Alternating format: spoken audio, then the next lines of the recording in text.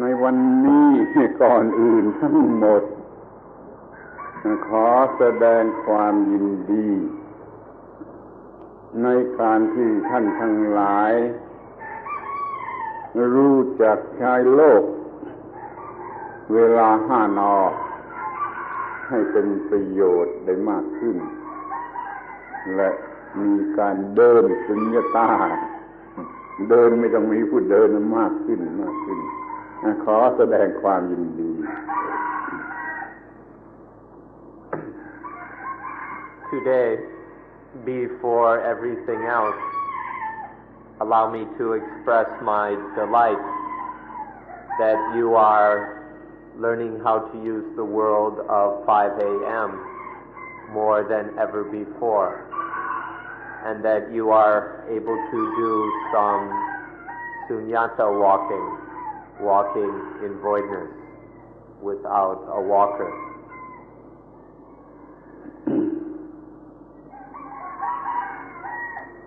ต่อไปนี้ก็จะได้บรรยาย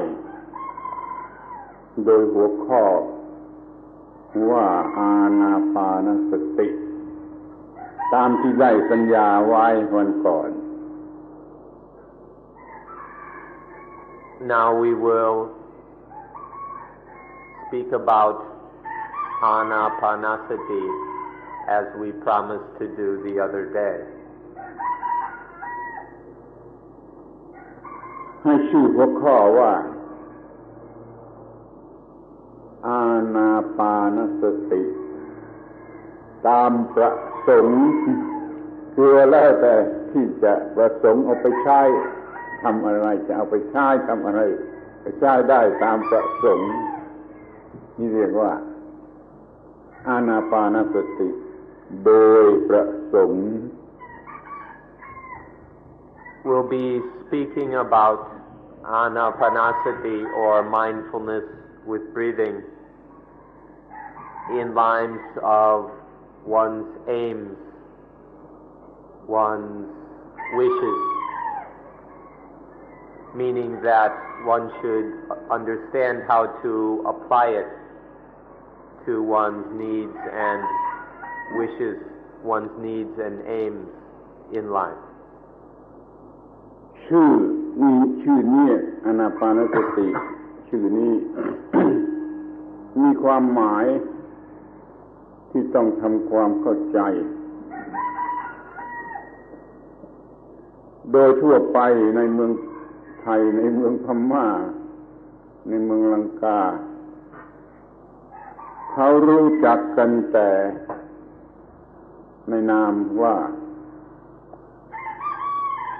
สติปัฏฐานสติปัฏฐานะหรือมหาสติปัฏฐานะแต่ในที่นี้เราจะไม่มุ่งหมายที่นั่นเราจะมุ่งหมายหัวใจเอเซนส์ของมันแล้วก็เรียกว่าอานาปานสติในฐานะเป็นเอเซนส์ของสติปัฏฐานทั้งหมดมากมายมหาศาลมีหัวใจอยู่ที่อานาปานสติ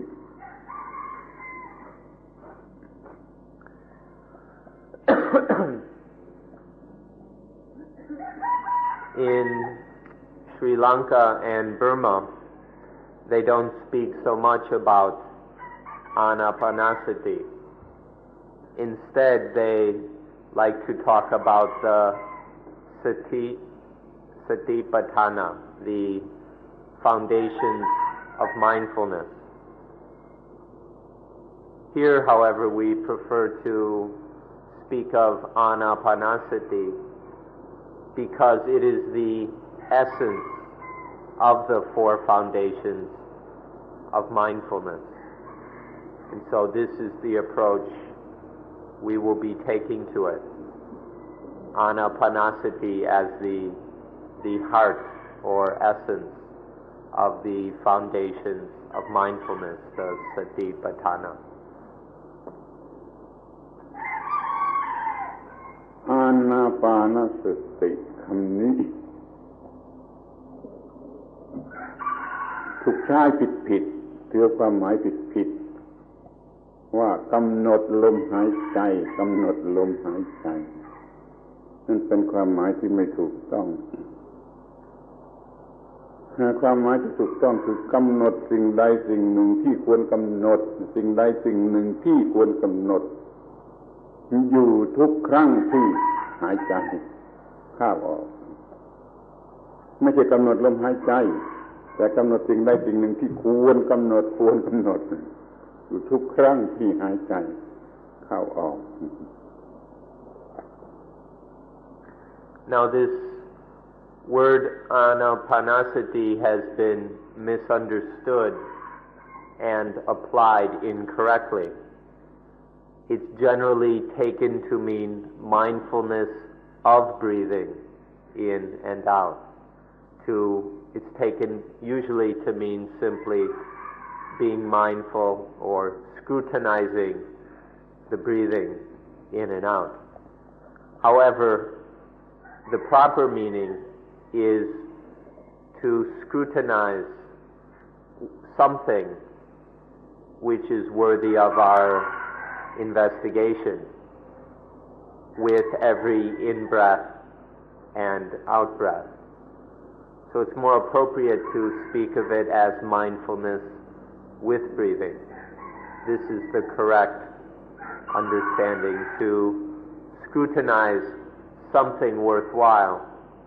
with every inhalation and exhalation. อะไรเป็นสิ่งที่ควรกำหนด สิ่งที่ควรกำหนดก็คือสิ่งที่เราอยากรู้อยากใช้ประโยชน์หรืออยากจะแก้ปัญหาหรือตอบคำถามเกี่ยวกับสิ่งนั้นนั่นแหละสิ่งที่ควรกำหนดเอาสิ่งนั้นมาทำการกำหนดอยู่ทุกครั้งที่หายใจเข้าออกเขาเรียกว่าอานาปานสติ Now when we speak of worthwhile things, we mean things that we want to know and understand, things we want to be able to use beneficially, and things that have some problem that we wish to solve. These are the worthwhile things which will be scrutinized with every inhalation and exhalation. อินจิเนียร์คนหนึ่งเขาคิดถึงปัญหาเกี่ยวกับเครื่องจักรหรือหน้าที่การงานของเขาอยู่ทุกครั้งที่หายใจเข้าออกก็ดีนี่ก็เรียกว่าทำอานาปานสติได้ในความหมายนั้น An engineer who sits pondering about, thinking about some mechanical problem that he has, and he does this with every inhalation and exhalation. This would be a certain kind of Anapanasati for that engineer. ท่านอยู่ที่นี่แต่ถ้าคิดถึงบ้านหรือครอบครัวที่อยู่ที่บ้านอยู่ทุกครั้งที่หายใจเข้าออกก็เรียกว่าอานาปานสติได้เหมือนกัน Or for all of you, while staying here, if you were to sit thinking of home with every inhalation and exhalation, that could be called mindfulness with breathing also. นี่คือความหมายของคำว่าอานาปานสติที่จะต้องเข้าใจกันให้ถูกต้องมากำหนดอยู่ที่สิ่งที่ควรกำหนดอยู่ทุกครั้งที่หายใจเข้าออก So this is the correct meaning of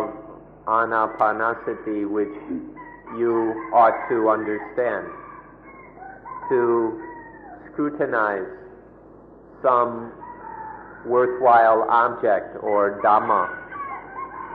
with every in-breath and every out-breath. เราจึงสามารถนำระบบนี้วิธีการอันนี้ไปใช้ได้กับสิ่งทุกสิ่งที่มันเป็นปัญหาแก่เรา จึงได้เรียกว่าอานาปานสติโดยประสงค์คือแล้วแต่ว่าท่านจะประสงค์อะไรเอาไปใช้ได้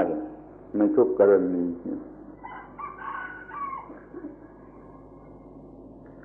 One is able to apply this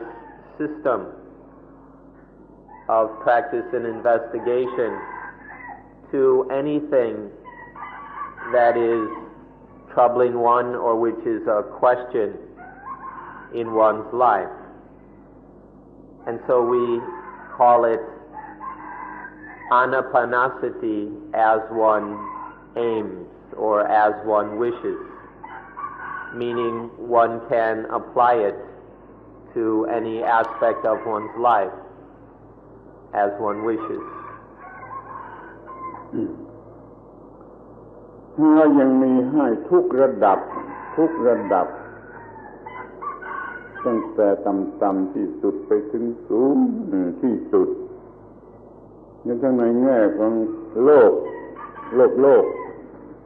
เป็นอยู่ในโลก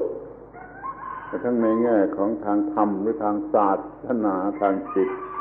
ทางวิญญาณคือทั้งอย่างต่ำและอย่างสูงทั้งในแง่โลกและทั้งในแง่ของธรรมะ This approach can be applied on many levels,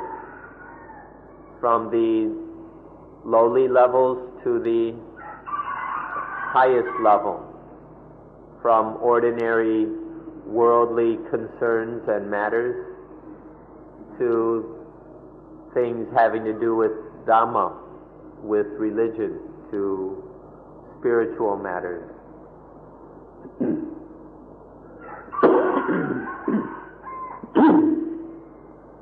ในที่นี้ก็ใช้ควบคุม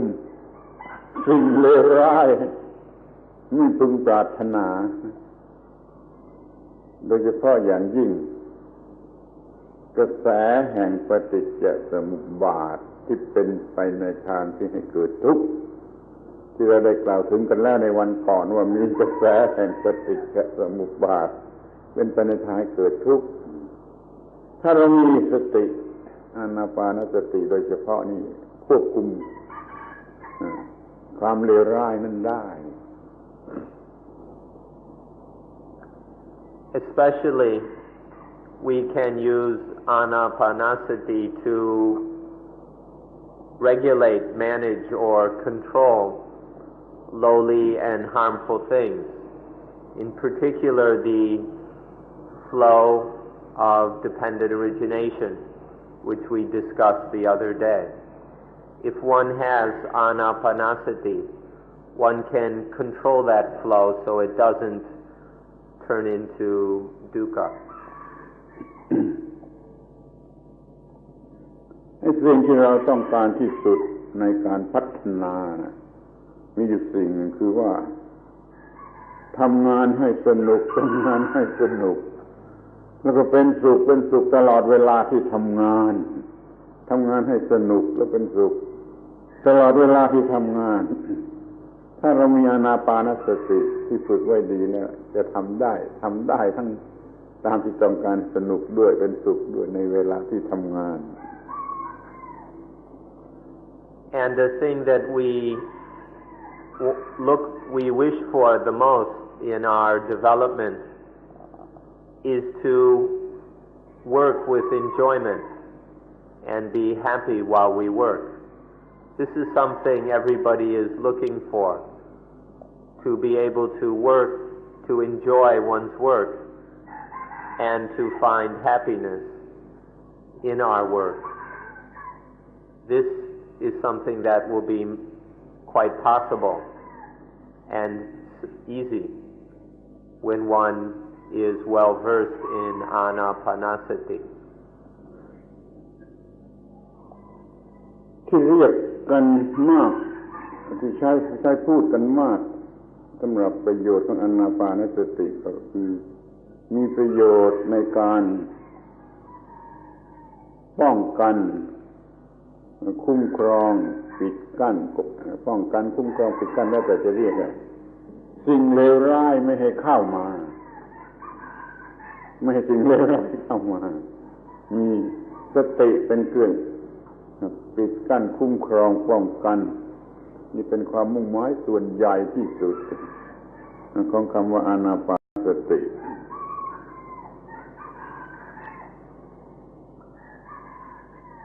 Something very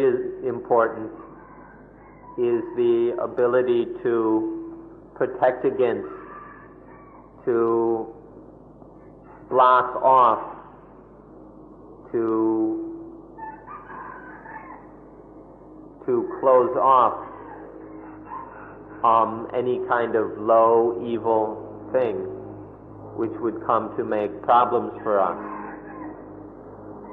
Sati, or mindfulness, is the mechanism for doing this, to prevent against, to block out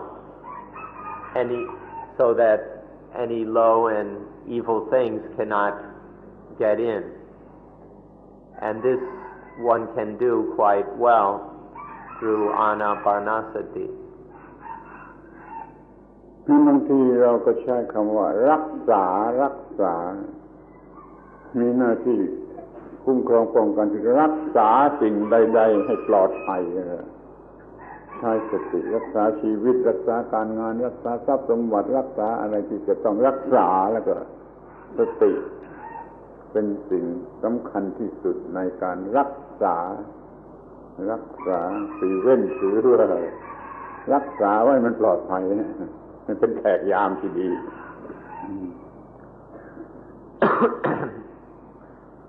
We often use the word protect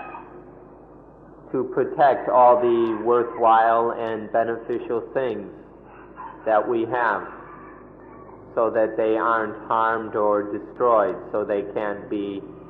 stolen from us. Sati, mindfulness, is the means for protecting all the healthy and helpful qualities of mind, of life, which we need to protect. ทีนี้อีกคำหนึ่งก็คือการต่อสู้ชีวิตเป็นไปด้วยการต่อสู้ทางร่างกายต่อสู้ด้วยกำลังด้วยอาวุธหรือต่อสู้อย่างนี้ก็ต่อสู้ต่อสู้กันด้วยสติปัญญาแม้ที่สุดแต่การต่อสู้กันโดยคดีในโรงในศาลตามกฎหมายการต่อสู้นี้การต่อสู้ทุกชนิดแหละต้องการสติมากที่สุดผู้มีสติแล้วก็จะต่อสู้ได้ดีนี่เรียกว่าเป็นประโยชน์ที่สุดในการต่อสู้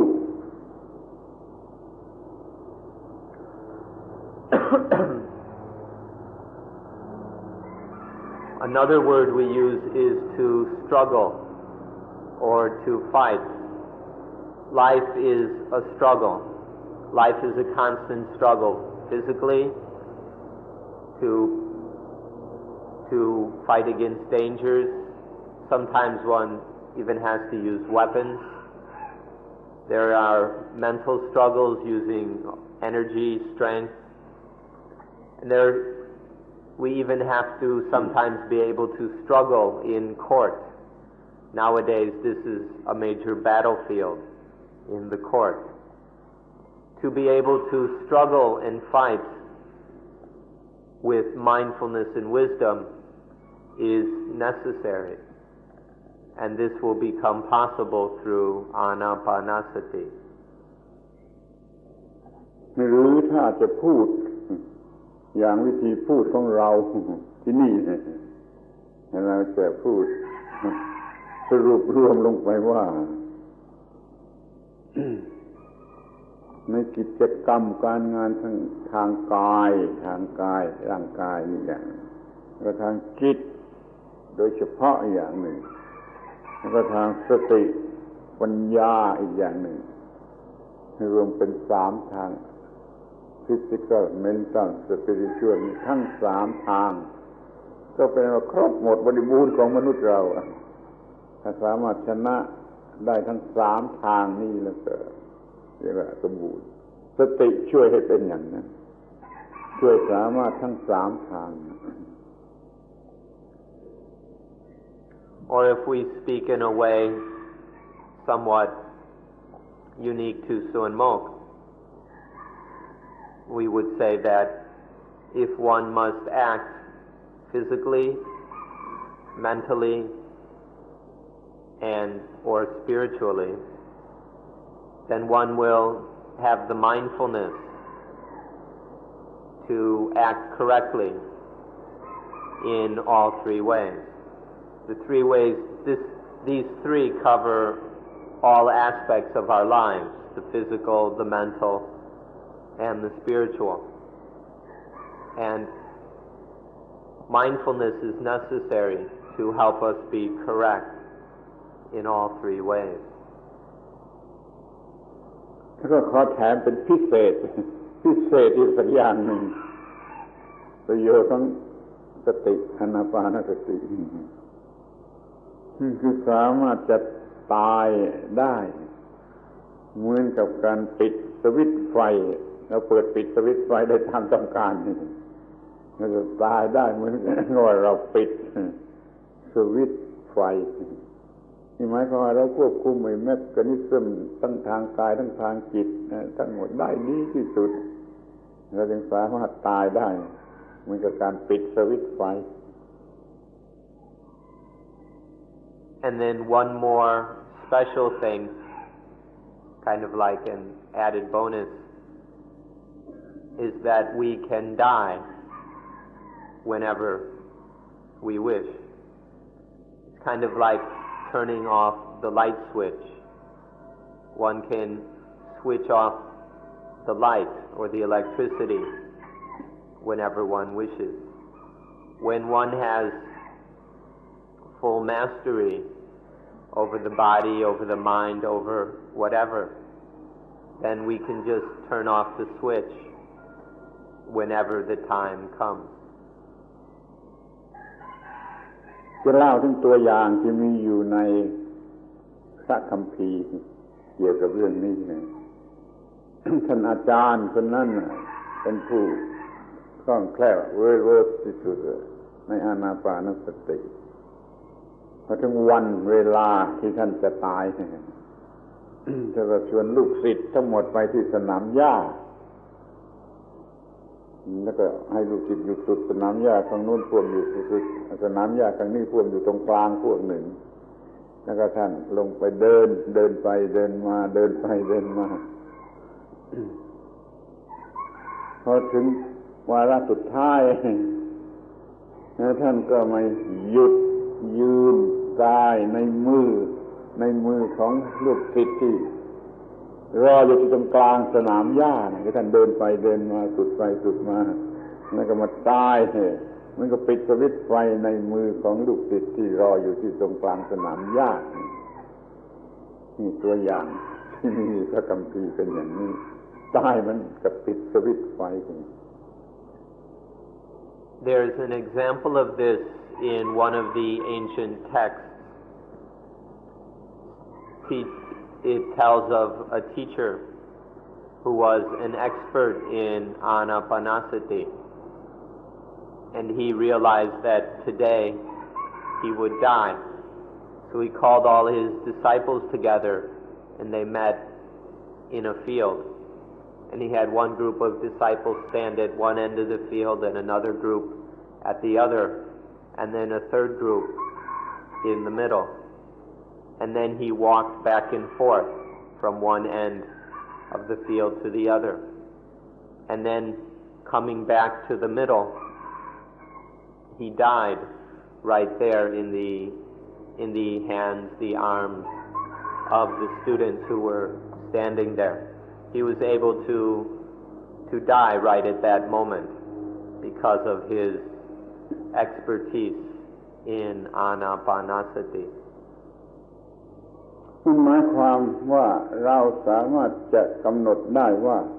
เราจะตายในการหายใจครั้งนี้การหายใจครั้งนี้เราจะตายไม่ว่าเราจะถูกรถยนต์ทับกลางถนนนี่เรากำหนดว่าเราจะตายในการหายใจครั้งไหนได้ถ้ามันไม่ตายไปซะก่อน แต่ว่าแม้แต่ว่าจะตายทันทีมันก็ยังมีสติรู้สึกหยุดหรือดับมันมีเวลาเหลืออยู่พอที่จะรู้สึกกำหนดสติว่าจะหยุดหรือจะดับจะตายนี่มีประโยชน์มากถึงอย่างนี้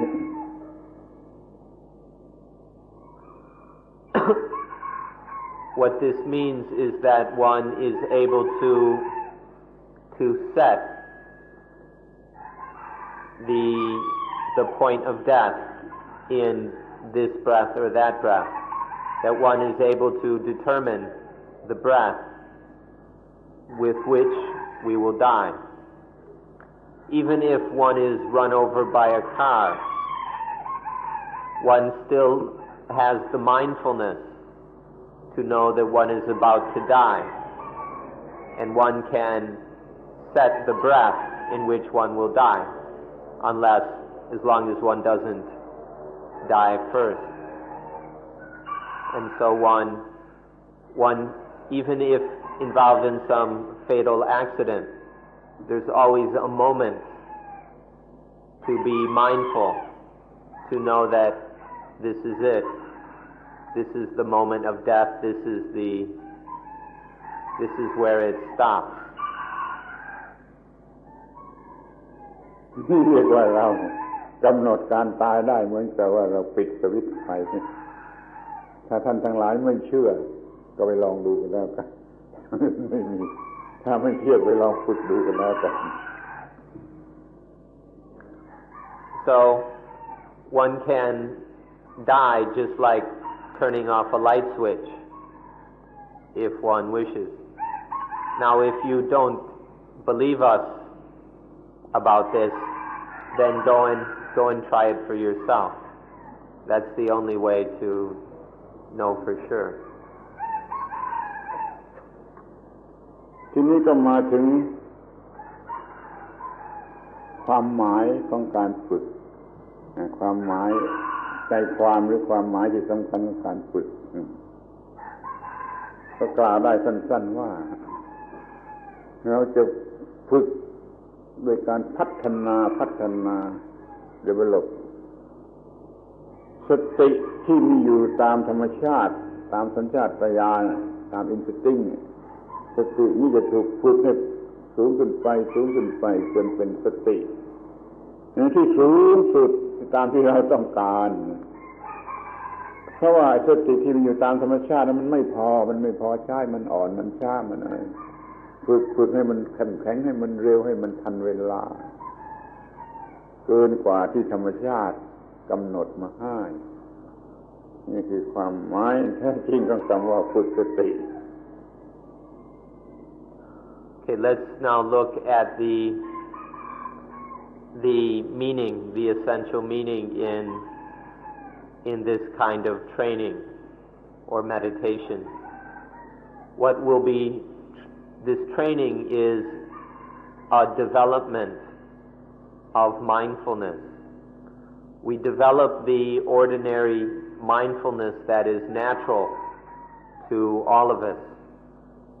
Now, the natural, ordinary mindfulness that we all have isn't very strong, it's not very quick. And so we will train it, develop it, until it is the highest level of mindfulness, a mindfulness that is never too slow, that is always on time. พูดอย่างภาษาธรรมะก็คือว่าเราสามารถจะเปลี่ยนกิเลสให้เป็นโพธิความโง่ความสกปรกความมืดมัวความที่เป็นกิเลสสามารถเปลี่ยนให้เป็นโพธิคือการแจ้งสว่างสวายรู้ถูกต้องตามที่เป็นจริง เราสามารถเปลี่ยนกิเลสให้เป็นโพธิโดยอำนาจของสิ่งที่เรียกว่าสตินี้ Or to put it in more Dhamma language, we can say that we can transform kilesa to bodhi. We can transform defilement into enlightenment.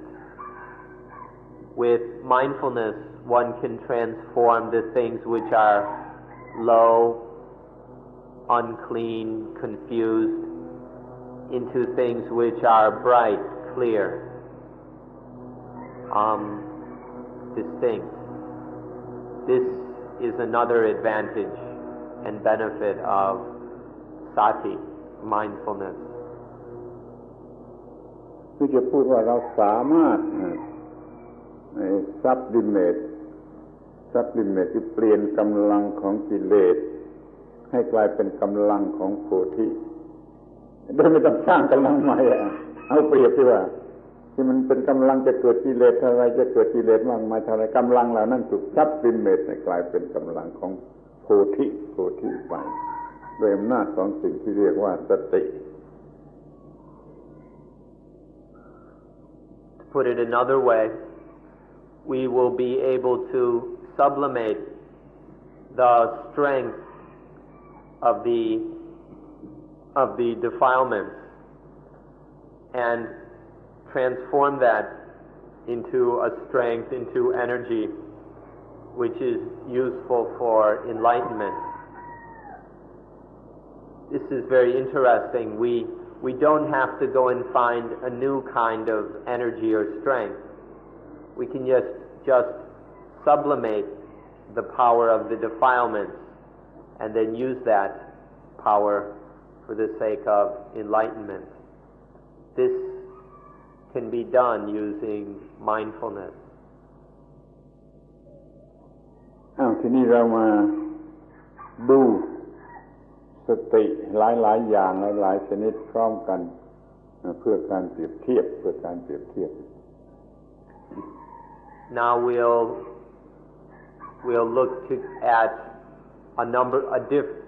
look at a number of kinds of sati together in order to compare them. อันแรกก็คือสติตามธรรมชาติโดยสัญชาตญาณก็มีสติไม่งั้นเราก็ไม่คือเหมือนกับคนเมาเราจะเดินไม่ได้เราจะหยิบอาหารใส่ปากไม่ได้ไม่ถูกนี่สติตามธรรมชาติที่สามารถทำให้เราเป็นอยู่ได้ง่ายๆในชีวิตประจำวันนี่ก็ด้วย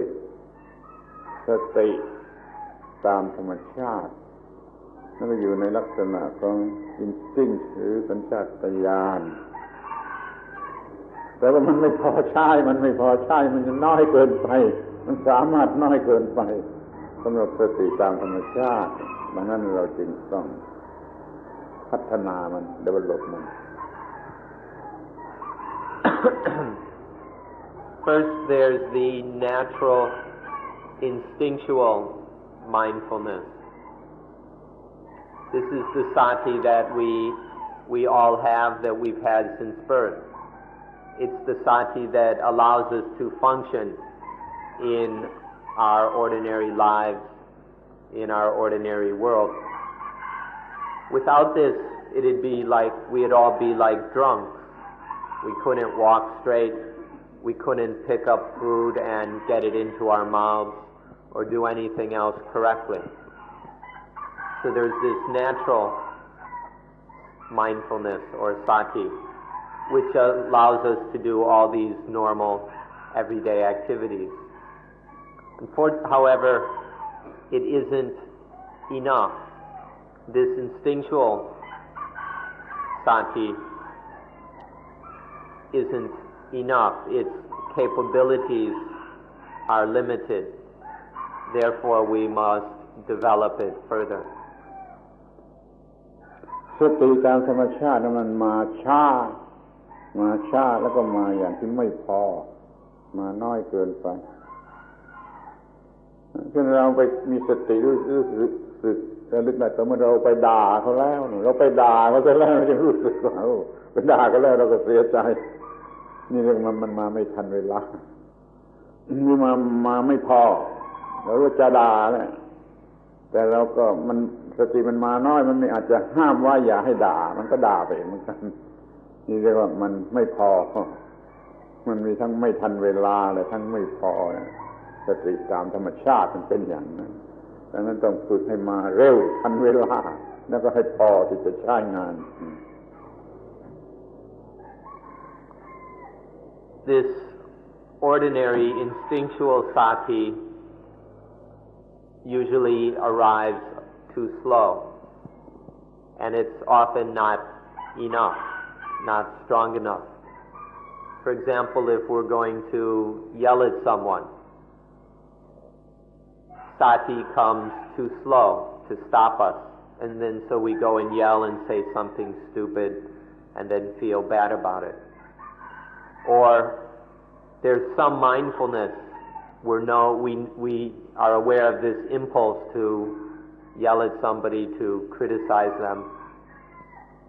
but the sati isn't strong enough to stop oneself, to hold oneself back. And so one goes ahead and yells, screams, and then does this embarrassing thing. This is because ordinary instinctual mindfulness is a little bit too slow, or it's not quite strong enough. ทีนี้ก็มาดูสติที่พัฒนาแล้วดีกว่าตามธรรมชาติ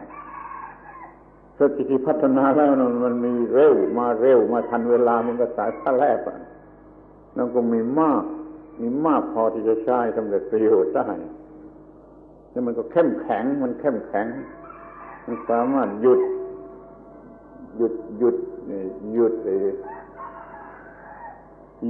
ความคิดเร็วๆความคิดฟุ้งซ่านหรือความคิดร้ายกาจหยุดได้เพราะมันมีความเข้มแข็งเพราะว่าสติชนิดนี้มีปัญญาประกอบอยู่ด้วยมีปัญญาผสมอยู่ในนั้นด้วยถ้าสติที่พัฒนาแล้วมันมีปัญญาผสมอยู่ด้วยมันก็มากด้วยมันก็เร็วด้วยมันก็เข้มแข็งด้วย Now we'll look at the mindfulness which has been developed. It will be very fast as a lightning bolt. Well-trained mindfulness is never too slow. It's never too late. It always arrives on time. Further, there's enough of it. There's sufficient mindfulness to do the job. And third, it's vigorous. It's strong. This mindfulness has enough strength and vitality to do whatever needs to be done. The reason for this is because this well-trained sati has panya, or wisdom, with it. When we develop sati, then it is more and more accompanied by wisdom, or we could say wisdom is mixed or integrated with it. And this will give then sati its speed, size, and strength. ทีนี้เราก็ดูสติที่กำลังรับใช้ปัญญาสติไม่ได้อยู่เฉยๆมารับใช้ปัญญาในหน้าที่ขนออกมามันขนส่งปัญญาเราเก็บไว้มากศึกษาเก็บปัญญาไว้มากแต่ถ้าไม่เอามาใช้ทันเวลาก็ไม่มีประโยชน์อะไรนี่สตินี่รับใช้ปัญญาในการเอามาทันเวลาเฉพาะหน้าเฉพาะเหตุการณ์ที่มันเกิดขึ้นทางตาทางหูทางจมูกทางลิ้นทางกายอะไรก็ตามที่มันมีเหตุการณ์เกิดขึ้นสติไปค้นปัญญามาสำหรับแก้ไขสถานการณ์นั้นให้ได้ดีที่สุดและให้ทันเวลาที่สุดให้ใช้ปัญญาได้ดีที่สุดในทุกแง่ทุกมุม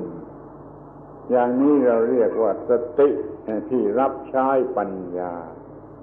ให้ปัญญาทำหน้าที่ได้ดีที่สุดสำเร็จประโยชน์มากที่สุด ก็ควรจะรู้จักไว้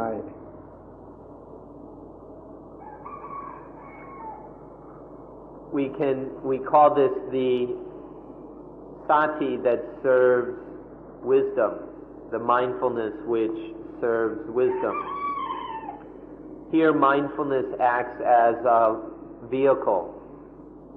the vehicle that delivers wisdom. Through our practice, we're steadily developing wisdom. As we store up more wisdom, then it needs to be used. If you've got a lot of wisdom,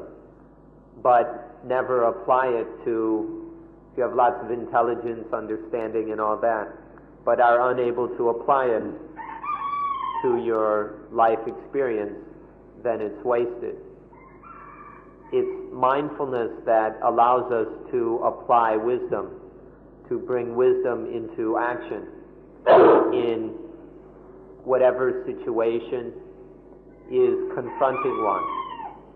whatever one is experiencing, whether through the eyes, ears, nose, tongue, body, or mind. It's mindfulness that will bring wisdom into play, to make use of the wisdom in that specific situation. So this is the mindfulness which serves wisdom. ในภาษาไทยเรามีคำพูดว่ามีปัญญาท่วมหัวแล้วเอาตัวไม่รอดมีปัญญามากท่วมหัว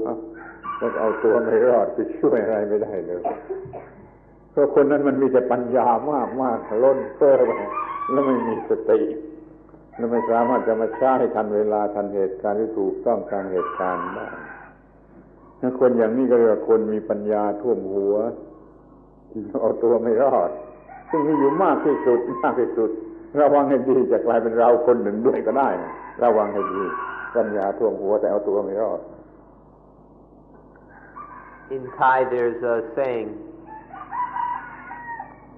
to have overflowing knowledge and not be able to save oneself. To have knowledge, intelligence which is overflowing, it's leaking out of one's brain. There's so much of it. And still one isn't able to save oneself.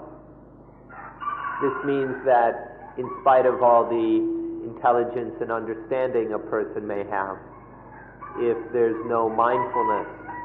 it's all wasted. It takes mindfulness to make use of understanding in wisdom. It's through mindfulness that our understanding is applied to reality right now as we experience it. So we all need mindfulness to avoid having this overflowing wisdom that can't even save ourselves. มันไม่ใช่มากเฉยๆมันไม่ใช่ว่ามากเฉยๆล้นแต่มันท่วมหัวคือมันปิดทับมันปิดทับให้โง่ไปซะอีกมันคอนฟิวส์เรามันก็ปิดทับจนให้โง่เราจะเรียกมันว่าไอ้ความมืดสีขาวปัญญาที่ท่วมหัวจนไม่เห็นอะไรมันเป็นความมืดสีขาวเหมือนกับที่เรามองที่ดวงอาทิตย์เราจะไม่เห็นอะไรนี่ปัญญาท่วมหัวก็เป็นความมืดสีขาว It's not just that this knowledge and intelligence is too much. It's that it's stuffed in there and it's getting in the way. There's so much of this crammed in knowledge that it actually makes one stupid. There's so much information and understanding that one becomes confused by it all. This is what we call a white darkness. All this understanding and knowledge becomes a white darkness, like when we stare at the sun. The whiteness blinds us. ทีนี้อันสุดท้ายที่จะขอเอ่ยถึงก็คือสติในขณะที่ไปรับใช้ สมาธิในขั้นสุดท้ายในขั้นสุดท้ายที่จะตัดกิเลสอริยมรรคจะตัดกิเลสในขั้นสุดท้ายเนี่ยสติต้องไปรับใช้สมาธิทุกองค์มรรคทุกองค์สัมมาทิฏฐิก็ดีสัมมาสังกัปปะก็ดีสัมมาวาจากัมมันโตรวมทั้งสัมมาสติด้วยต้องไปรับใช้สัมมาสมาธิตอนนี้สมาธิขึ้นถึงสูงสุดได้ชื่อว่าอริยสัมมาสมาธิมีบริวาร7มีลูกน้องบริวาร7คือ7ทั้งต้นไปรับใช้สมาธิอันสุดท้ายสติด้วยเหมือนกันสติก็ไปรับใช้อริยสัมมาสมาธิในขณะที่อริยสัมมาสมาธิจะตัดกิเลสจะบรรลุมรรคผลนิพพานแต่ว่าเรื่องนี้มันละเอียดยืดยาวเกินไป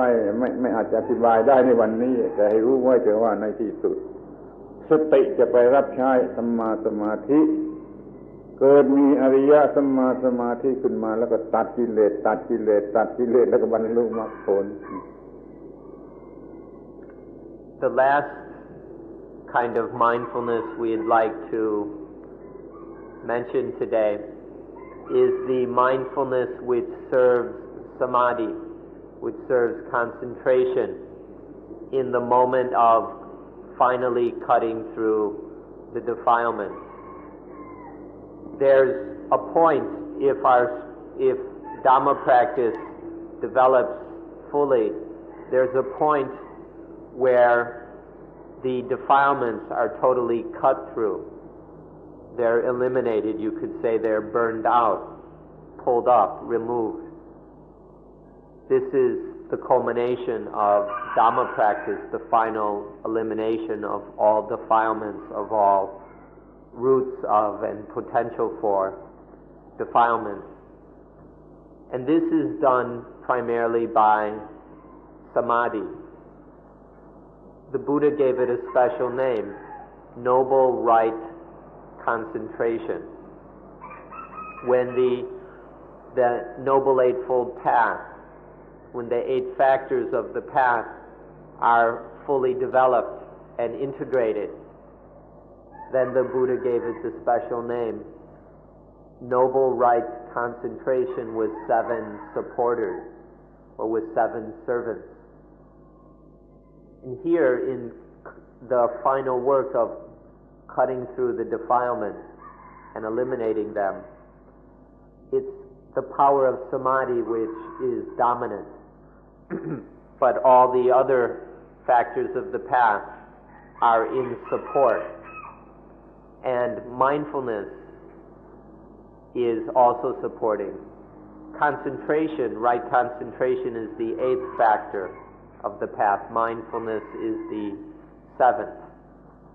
And so in this final elimination of defilement, destroying all possibility of defilement, it's this noble, this very exalted, noble right concentration which does it. And sati must serve in that. All the other factors, including sati, mindfulness, must back concentration up. This is a very refined and special thing. We won't have time enough to go into it in detail today, but we'd like to mention it so that you're aware of the highest use of mindfulness. Ultimately, mindfulness will support and serve samadhi in getting rid of, in disintegrating the defilements. ทีนี้เราก็จะมาดูกันถึงรากฐานที่ตั้งของการฝึกสติรากฐานที่ตั้งการฝึกสติก็คือการควบคุมการหายใจหรือลมหายใจฝึกควบคุมลมหายใจให้อยู่ในอำนาจของเราตามที่เราต้องการนี่เป็นรากฐานที่ตั้งของการฝึกสติ Now we will look at the basis or foundation for training mindfulness. The foundation for training sati is to regulate the breathing. To regulate the breathing so that it is in a condition or in the shape that we require. This is the foundation for training mindfulness further. คำนี้เป็นภาษาอินเดียออกเสียงว่าปราณายามะปราณายามะหรือปราณายามเฉยๆก็ได้ปราณายามะแปลว่าควบคุมลมหายใจเป็นความรู้ดึกดำบรรพ์มีอยู่ก่อนที่จะเกิดศาสนาทั้งหลายในอินเดียที่สร้างไปปราณายามะรู้จักควบคุมลมหายใจและใช้ประโยชน์ได้จากการควบคุมสำเร็จปราณายามะคำนี้ขอให้เข้าใจไว้ด้วย This is an ancient Indian word, the word pranayama, which is to control or regulate the breathing. Breath regulation is pranayama. This is a kind of knowledge or science which has been studied and developed in India even before the religious system developed. This has been known for many thousands of years. How to regulate the breathing, to use it for the needs of human beings. So this basic regulation of the breathing, or pranayama, is the foundation for training mindfulness. เราจะพูดได้ว่าตั้งแต่คนป่าสมัยคนป่าไม่รู้จักนุ่งผ้าสมัยคนป่ามันก็จะรู้จักควบคุมลมหายใจใช้ประโยชน์จากลมหายใจเพราะเหตุไรเพราะเหตุว่าแม้ตามธรรมชาติแท้ๆตามธรรมชาติแท้ๆสัตว์เดรัจฉานมันยังจะรู้จักควบคุมลมหายใจเช่นมันรู้จักถอนหายใจยาวถอนหายใจยาวเมื่อมันมีความคิดกลัดกลุ้มมันถอนหายใจยาวซึ่งเด็กๆก็ทำเป็นเด็กๆก็ทำเป็นนี่มันไล่ไอ้ความกลัดกลุ้มวุ่นวายในใจมันถอนหายใจยาวหรือมันร้องไห้มันสะอึกสะอื้นมันก็ลมหายใจมันก็บรรเทาไอ้ความเจ็บปวดนี่ตามธรรมชาติมันก็มีเรื่องเกี่ยวข้องกับลมหายใจว่ามันจะมีอิทธิพลแก่ความรู้สึกใดๆคนป่ามันก็เป็นมนุษย์แล้วมันรู้จักหายใจรู้จักหายใจให้มีประโยชน์และมีความเชื่ออย่างไสยศาสตร์ใช้ลมหายใจใช้อำนาจลมหายใจทำปัดเป่าให้เด็กๆมันหายกลัวหายร้องไห้อะไรก็ทำได้เรียกว่าอำนาจทางลมหายใจเขารู้จักใช้กันมาแล้วตั้งแต่ดึกดำบรรพ์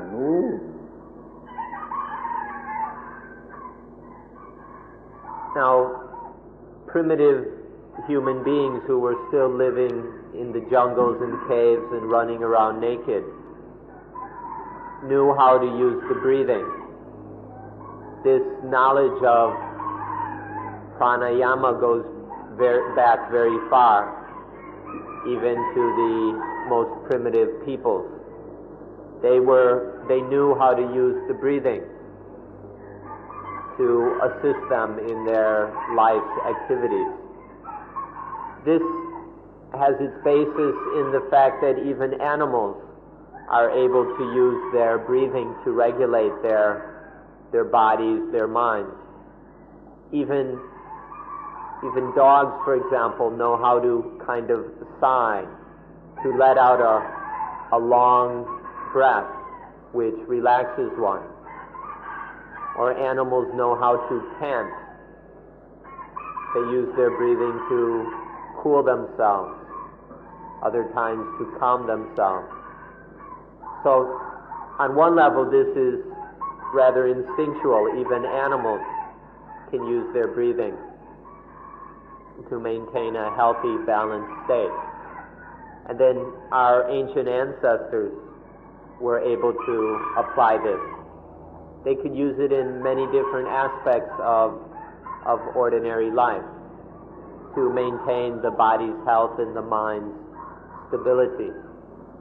It even was used superstitiously. For example, to blow on children, to kind of scare the spirits away so that the children would not be afraid. So in many different ways, our most primitive ancestors had the ability to use the breathing for benefits in their lives. สังเกตดูดีๆมันไม่มีใครสอนถ้ามันทำเป็นเองเข้าใจหายใจยาวอย่างนี้ก็สบาย สบายใจเรียกถอนหายใจยาวนี่ทำได้เป็นเองเด็กๆก็ทำเป็นนี่ธรรมชาติมันจัดการของมันเองธรรมชาติแอดยัดจัดการของมันเองโดยการใช้ลมหายใจไล่ไอ้สิ่งที่รบกวนความรู้สึกที่จิตใจออกไปนี่โดยธรรมชาติมันก็รู้จักใช้ลมหายใจขับไล่สิ่งที่ไม่พึงประสงค์ออกไปจากจิตใจถึงเราจะทำมันดีกว่านั้นเราจะพัฒนาเราจะเดินบรรลุให้มากไปกว่านั้นจนแก้ปัญหาที่มากๆใหญ่ๆได้ขอให้แน่ใจว่ามันเป็นสิ่งที่ทำได้และมีประโยชน์ที่สุด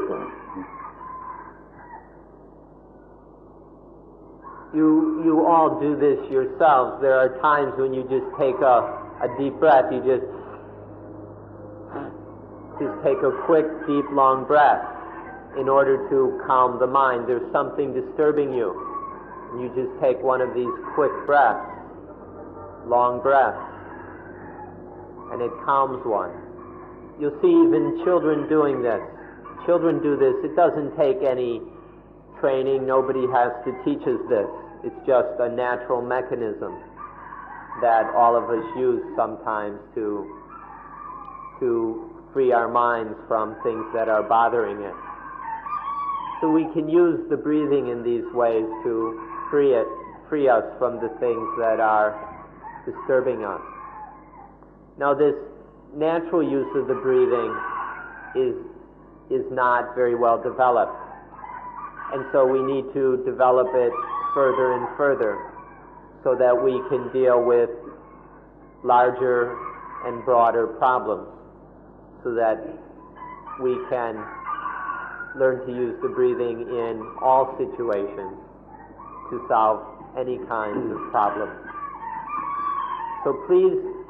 study the natural facts of this. Please pay attention to it until you're quite certain that this can be done, until you're quite certain that we can develop the breathing into something incredibly useful. It's important that you look at it this way if you are to have sufficient interest and appetite for practice. เราจะดูว่าการควบคุมลมหายใจจะมีประโยชน์ไปในทางใดบ้าง We will look at some ways in which regulating the breathing has benefits for us. อันแรกที่สุดมันก็เป็นประโยชน์ทางฟิสิกส์หรือทางกายทำให้ร่างกายสดชื่นแจ่มใสเข้มแข็งมีประโยชน์ในทางกายต้องมีสมรรถนะทางกายการหายใจที่ดีมีประโยชน์แก่สมรรถนะทางร่างกาย The first benefits are physical. We can use the breathing to make the body fresh, alive, so that it's most efficient. The breathing can make our bodies alive and ready, very efficient for whatever needs to be done. แม้ว่ามันจะเป็นเรื่องนิยายมันก็มีความหมายที่ควรจะสนใจว่ามันหายใจใส่คนตายให้กลายเป็นมันมีชีวิตนี่พวกคนป่าพวกเวทมนต์คาถามันก็หายใจลดลงไปคนสลบหายกลับขึ้นมาไม่ต้องกล้าพูดถึงว่าคนตายยังไม่ตายแท้มันกลับมีชีวิตขึ้นมานี่การควบคุมลมหายใจใช้อำนาจของลมหายใจเรียกชีวิตให้มากขึ้นมาให้มีขึ้นมามีเป็นทางตาย There's a story that there are stories we ought to know of, even if they're somewhat mythical or fictional.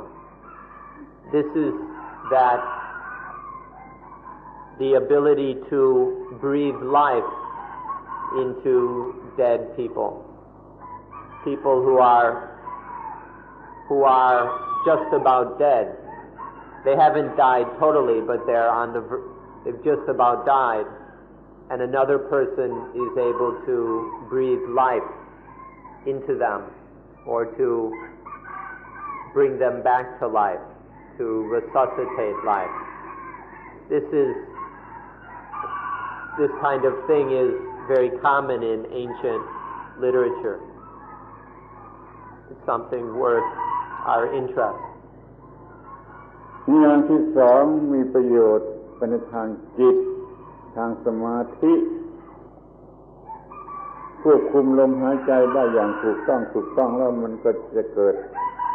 กำลังจิตหรือเกิดกำลังสมาธิมันก็รับใช้ความเป็นสมาธิปราณายามหมวดนี้มันให้เกิดสมาธิแล้วไปใช้อะไรก็ได้ The next benefits are mental, that one can use pranayama for the benefit of samadhi, for a well-established, stable, focused mind. We can use the breathing, we can regulate the breathing in a proper way, which will gather the mind's energy together and collect it in samadhi. This utilizes the mind's strength and energy very well. So this is another benefit, a mental benefit of this regulation of the breathing. ที่อย่างที่สามมันเป็นไปในทางสติปัญญา ใครๆก็รู้ถ้ามีสมาธิแล้วก็มีปัญญาได้ง่ายแล้วก็มีได้มากไอ้ปราณายามสุดท้ายมันส่งเสริมสติปัญญาเมื่อร่างกายสบายดีเมื่อจิตสบายดีมันก็มีปัญญาได้โดยง่ายคิดนึกอะไรได้ดีนี่ปราณายามะส่วนที่สามนี้เป็นไปในทางปัญญาส่งเสริมปัญญารับใช้ปัญญาก็ควรจะรู้จักไว้ The third aspect is that this regulation of the breathing brings spiritual benefits. It leads to the development of true wisdom on the highest level. Once there is samadhi leads to seeing things as they really are, and this develops wisdom. When the body is healthy and well, when the mind is healthy and at peace, then wisdom develops easily. And so pranayama, breath regulation, ultimately leads to the development of wisdom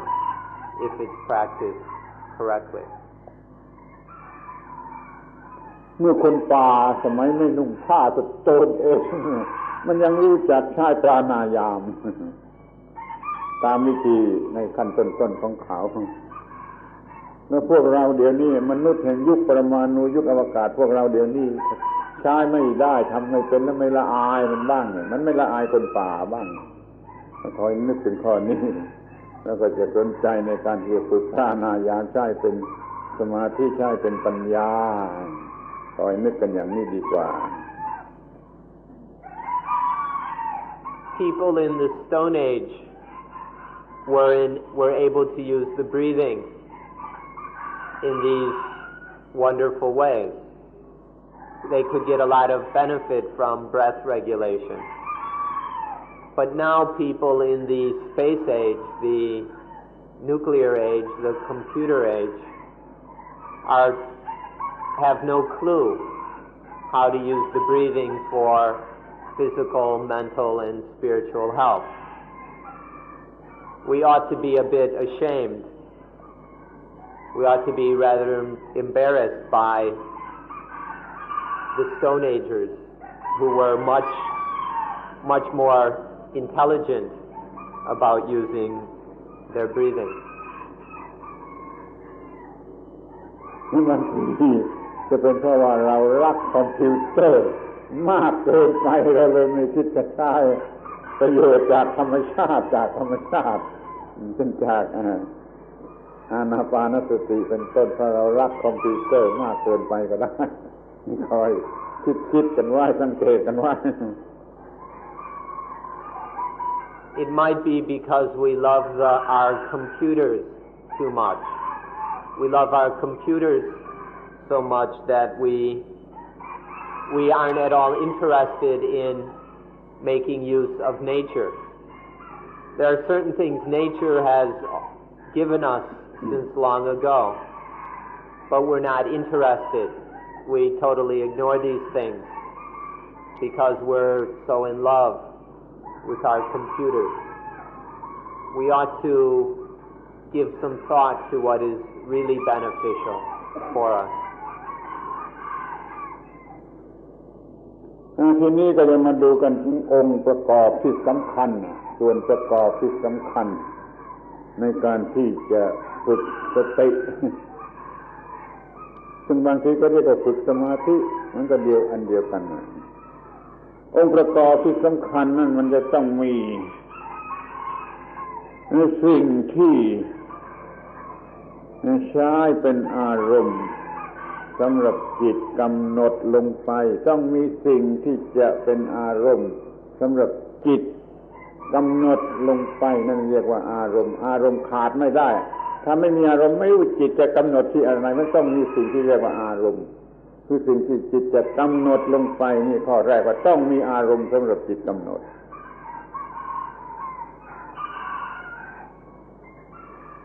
เป็นใช้คำว่าอะไรเป็นสิ่งประกอบในส่วนประกอบสำคัญที่จะต้องมีในการฝึกสมาธิคืออารมณ์ Now we'll consider some necessary components for training mindfulness. Or sometimes we speak of meditation as mindfulness training. Sometimes we speak of it as developing samadhi. Either way, it's necessary to have an object, or in Pali an aramana. Aramana is some object for the mind to fix upon, something for the mind to scrutinize. Without any object, the mind doesn't know what to pay attention to. It doesn't know what to establish on. And so a necessary component of this training is an object and a ramana.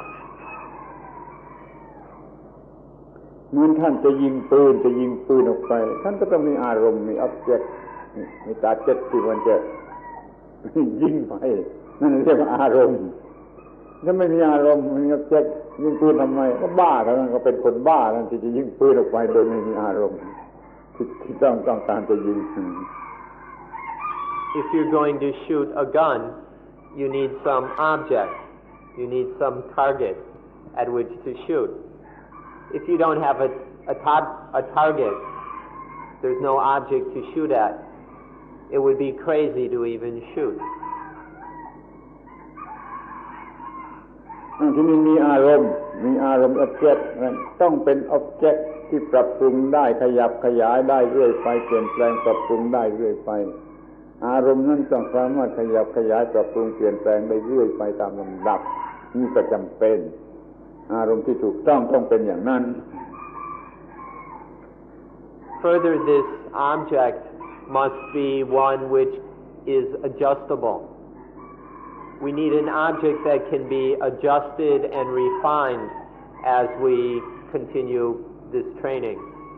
As we train, we need the object needs to constantly be improved to suit the circumstances and needs of our practice. And so we're looking for an object which has that flexibility, which can be refined further and further. ตอนนี้แหละมันสำคัญมันมีความสำคัญคือมันจะทำให้ท่านรู้สึกว่ามันมากเกินไปอานาปานสติอะไรตั้ง16ขั้นมากเกินไปไม่อยากจะทำก็เลิกกันถ้าเข้าใจผิดอย่างนี้ฉันจะรู้สึกว่ามันมากเกินไปที่จริงมันมีหนึ่งเดียวเท่านั้นแหละ This point is very important. Some people hear that Anapanasati has 16 lessons and they think that's too much. They think, 16, that's way too much. I can't do that. And so they give up, they quit. That's a wrong understanding. To think that there are 16 different lessons is a wrong understanding. It's really all just one thing. It's all one object or thing. We should look at it this way. มันมีสิ่งเดียว แต่เราจะมองมันโดยหลายมิติเช่นว่ามองมัน4มิติสิ่งเดียวมอง4มิติทางกว้างทางยาวทางสูงทางลึกทางความหมายมองมัน4มิติก่อนแล้วใน1มิติเราจะมองมันอีก4มิติอีกให้มันชัดเจนให้มันละเอียดยิ่งขึ้นไป4มิติถูกมองโดยอีก4มิติมันก็เป็น16แต่ที่แท้มันก็สิ่งเดียวก็มีวิธีมองให้ละเอียดออกไปเพิ่งอย่าท้อใจอยากจะมากเหลือวิสัยยุ่งลำบากเหลือวิสัยแล้วก็ไม่อยากจะท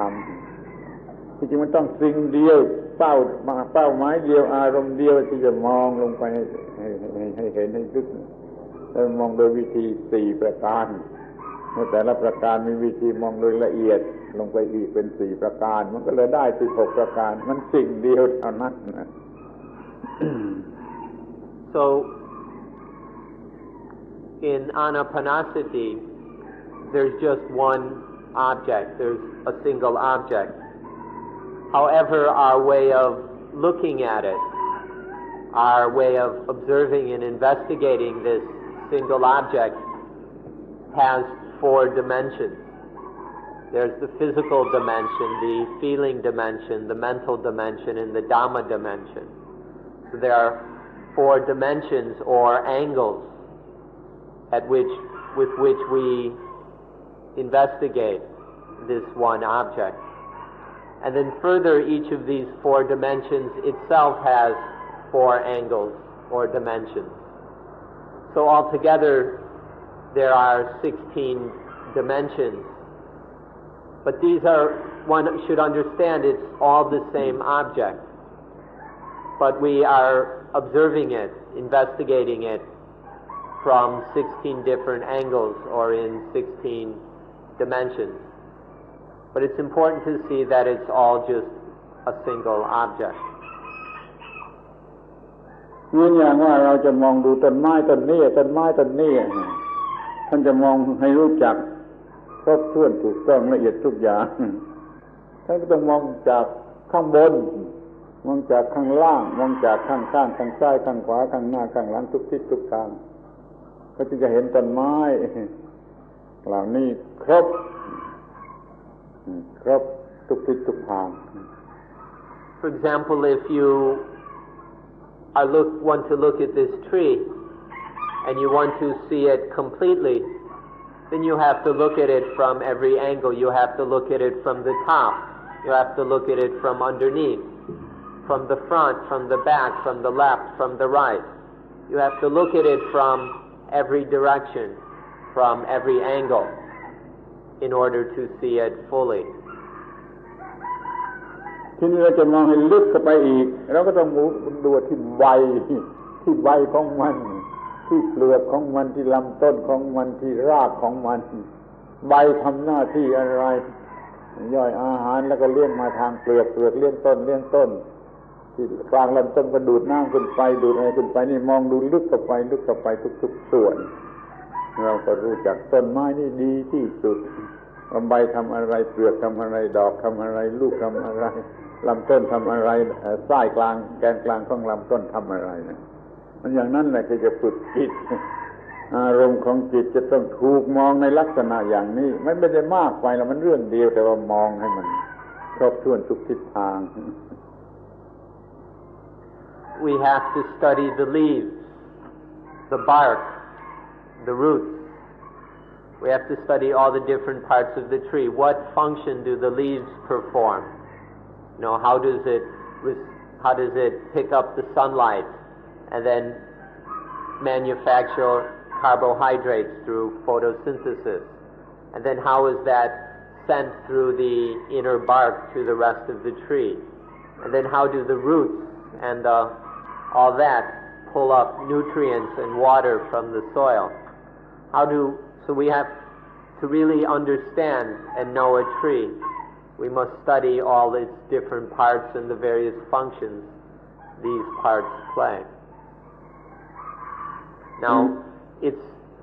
first it may seem like a lot, but we need to recognize that it's all one thing and it's not too much. If you want to really know a tree, you just study all the different aspects. It's not too much, it's not beyond our ability. ไม่รู้ว่าเราจะมองบุคคลสักคนหนึ่งเราจะมองดูแต่ที่หน้าของเขาเท่านั้นเลยมันไม่พอแล้วมันจะหลอกได้ด้วยหน้ามันตีสีหน้าหลอกก็ได้ เราต้องมองถึงจิตใจของเขาการกระทำของเขาลักษณะของเขาในคุณสมบัติของเขาการเป็นอยู่ของเขามองดูเขาทั่วไปหมดไม่ใช่มองแต่หน้านี่เรียกว่ามันจะต้องศึกษาให้ครบละเอียดทุกอย่างนั่นอารมณ์ของอานาปานสติมันมีอย่างเดียวแต่ว่าเราต้องมองครบทุกแง่ทุกมุมจึงจะรู้จักมันจะควบคุมได้ Or when we look at another person, if we want to really know another person, we don't just look at their face. They could always disguise their face and fool us. We don't just look at their face, we look at their whole body. And then we look at the way they act, the way they behave, what kind of manners they have, their way of living, their way of speaking. We study all aspects of them very carefully in order to really know that person. It's the same with the breathing when in Anapanasati. We don't just look at it from one single aspect. Our understanding would not be very profound. We learn to look at it from 16 different ways,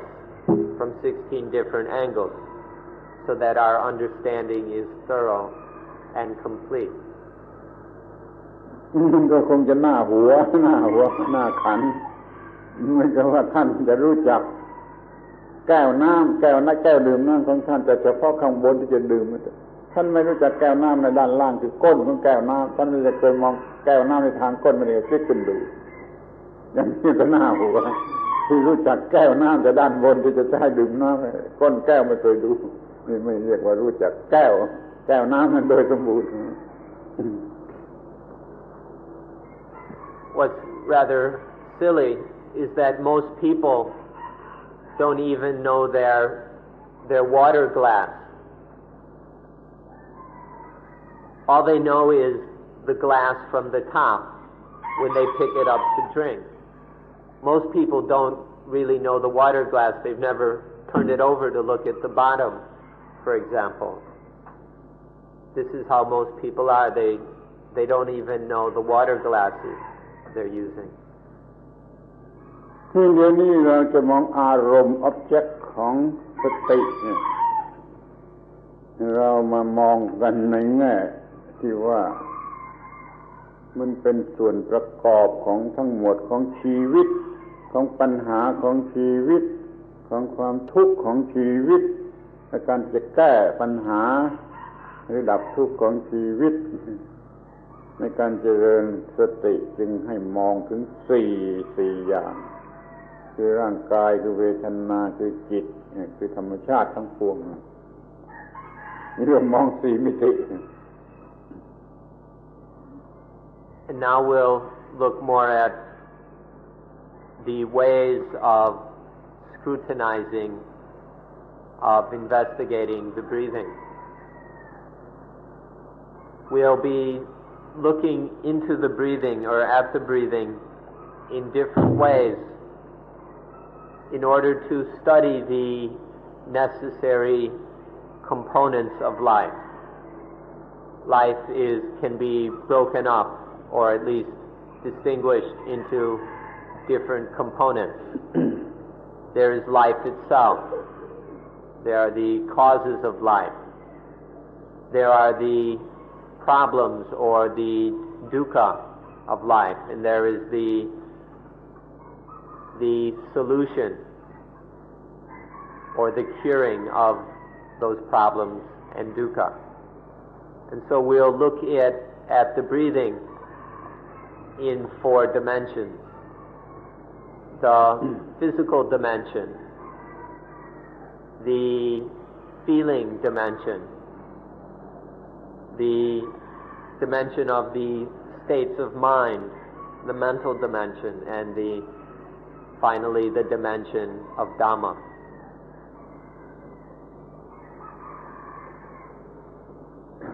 อันแรกเรามองที่ร่างกาย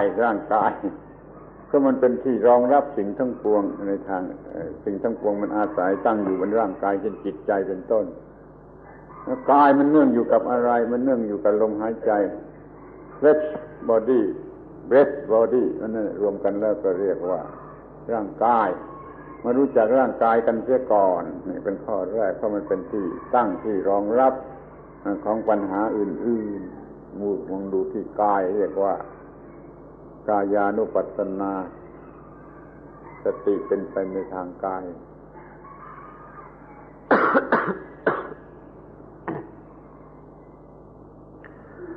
First we'll observe the body. We'll observe the body because all this flesh and blood that makes up the body. And we'll explore the breathing as part of that body. The breathing is part of the physical existence of the body. We begin with the body because this is the foundation of life,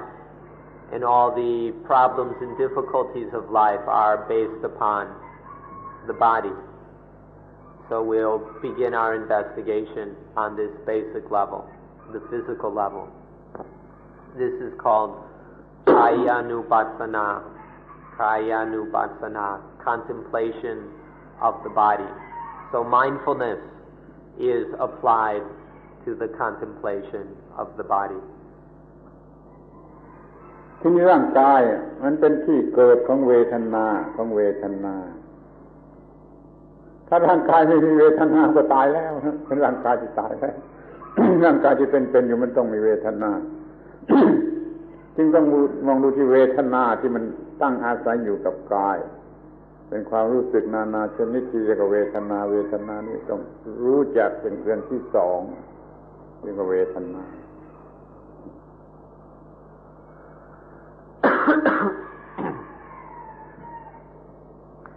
Now the Vedana, the feeling, arise towards the body. We feel the different aspects of the body. If there wasn't any feeling, it would mean that the body is dead. If we stop feeling anything, then there's no body there to feel, and it's dead. So the feelings are established upon the body, and this is the second thing that we investigate. ที่นี้อะไรที่มันรู้สึกต่อเวทนาหรือควบคุมกายนี้ควบคุมเวทนานี้สิ่งนั้นคือจิต มันควบคุมกายนี้มันให้เกิดเวทนานี้มันรู้สึกเวทนานี้เราต้องรู้เรื่องจิตอีกทีหนึ่งเรียกว่าจิตตานุปัสสนามองดูที่จิตก็รู้จักจิต Then what is it that feels the feeling? What is it that controls the body? What is it that controls the feeling? This thing is the citta, the mind or the heart. It's the citta that feels the feeling. It's the citta, the mind that controls the body. And so now we must explore that. Using mindfulness, we experience the states of mind. We investigate these.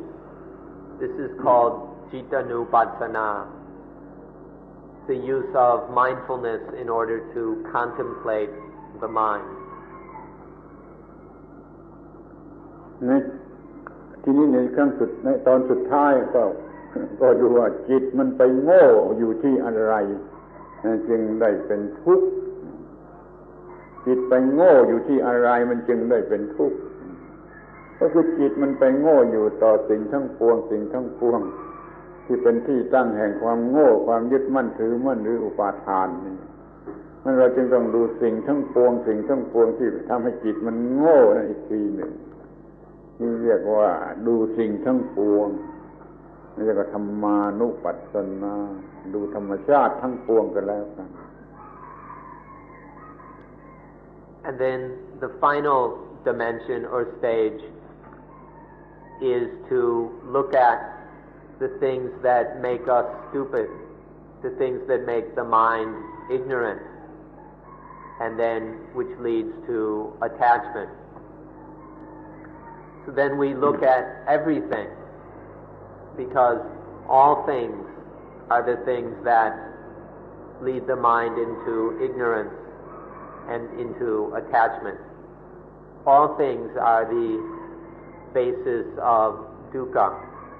due to ignorance and attachment. So one looks at all things in order to know all these things which make suffering, and then to understand them so they're no longer responsible for dukkha. เราจะต้องมองให้เห็นว่าทุกสิ่งไม่ยกเว้นอะไรสังคตะคือมีเหตุมีปัจจัยปรุงแต่งก็ดีไม่อาสังคตะไม่มีเหตุไม่มีปัจจัยปรุงแต่งก็ดีก็เรียกว่าสิ่งทั้งปวงจะพูดว่าตั้งแต่ฝุ่นดัสพาร์ติเคิลเดียวดัสฝุ่นเม็ดเดียวขึ้นไปถึงพระเป็นเจ้าเลยยกหมดเลยมันคือสิ่งทั้งปวงที่จะทำให้เรายึดมั่นถือมั่นคือไปรู้สึกเป็นแง่บวกแง่ลบ positive negative แล้วเราก็มีความโง่เกิดขึ้นในใจความรักความโกรธความเกลียดความกลัวความตื่นเต้นอิจฉาความโง่ทั้งหลายนี่มันเกิดขึ้นมา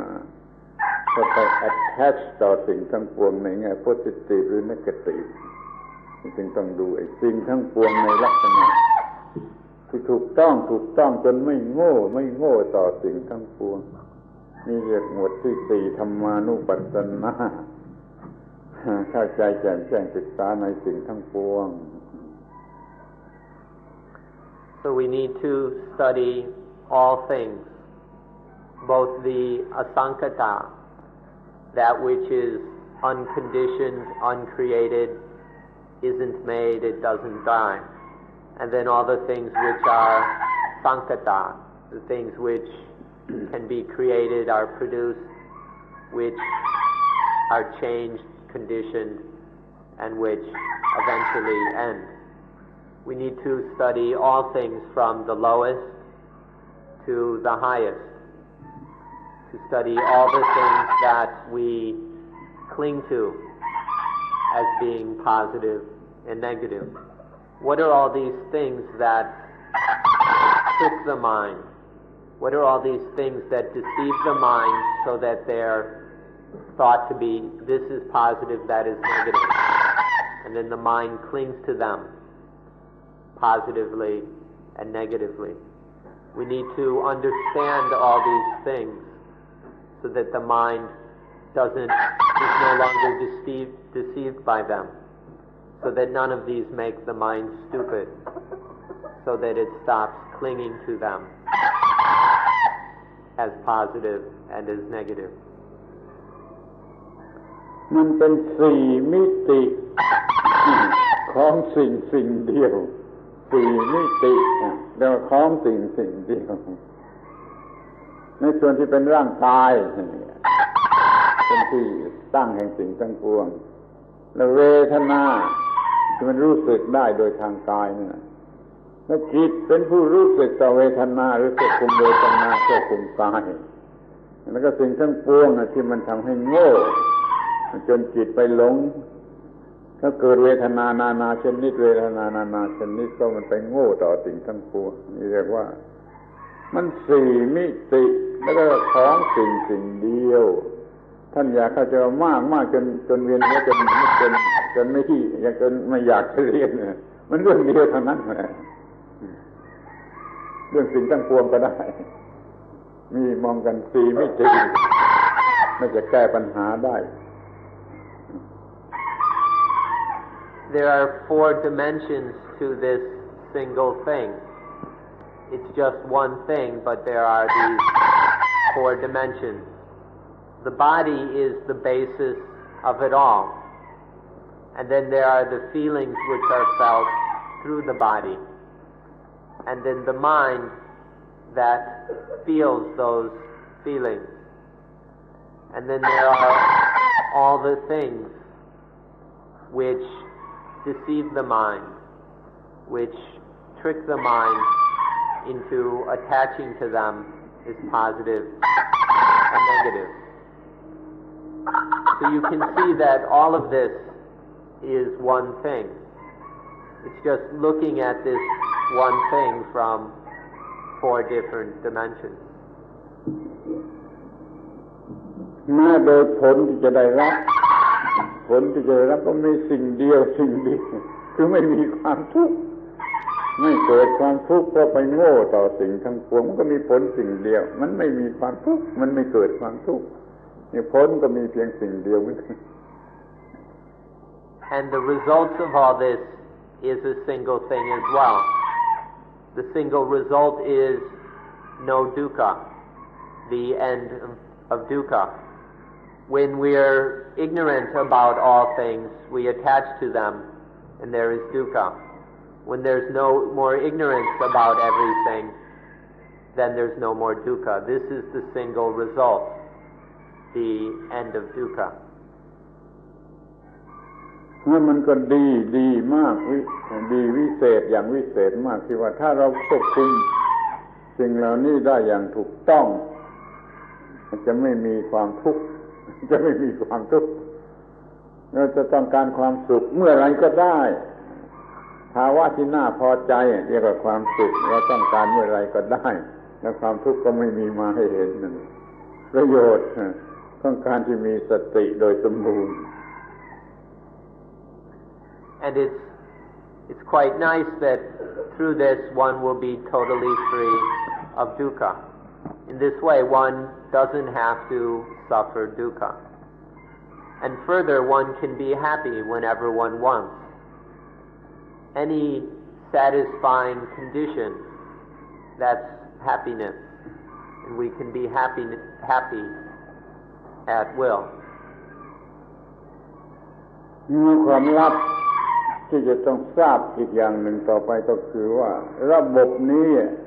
ความรู้อย่างนี้การกระทำอย่างนี้รับผลอย่างนี้มันเป็นของธรรมชาติ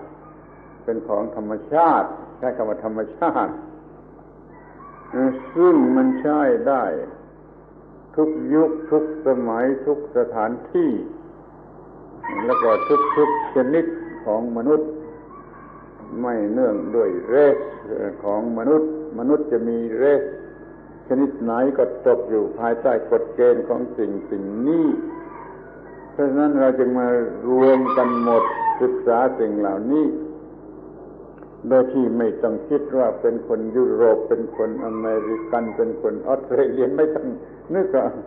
เพราะมันใช้ได้มาตั้งแต่คนป่าที่ยังไม่นุ่งผ้าสมัยโน้นเรื่อยมาจนกระทั่งบัดนี้นี่เรียกว่าความจริงข้อนี้ของธรรมชาติข้อนี้ไม่ขึ้นอยู่กับเวลาไม่ขึ้นอยู่กับสถานที่ใช้ที่ไหนก็ได้เมื่อไรก็ได้แก่มนุษย์ชาติพันธุ์ไหนก็ได้มันเดียวกันมันชาติพันธุ์นี้มันเดียวกันมันมีกิเลสเหมือนกันความทุกข์อย่างเดียวกันมันมีอะไรเหมือนกันมันธรรมะนี่จึงใช้ได้โดยไม่ต้องมีข้อยกเว้นว่าอันนี้เป็นชาติพันธุ์อันไหนขอให้ท่านเข้าใจอย่างนี้เถอะอย่าเข้าใจเป็นพุทธศาสนาของพุทธบริษัทมันไม่ใช่นั่นมันพูดแคบเกินไปมันเป็นความจริงของมนุษย์ทุกคนของสิ่งมีชีวิตทุกสิ่งหนึ่ง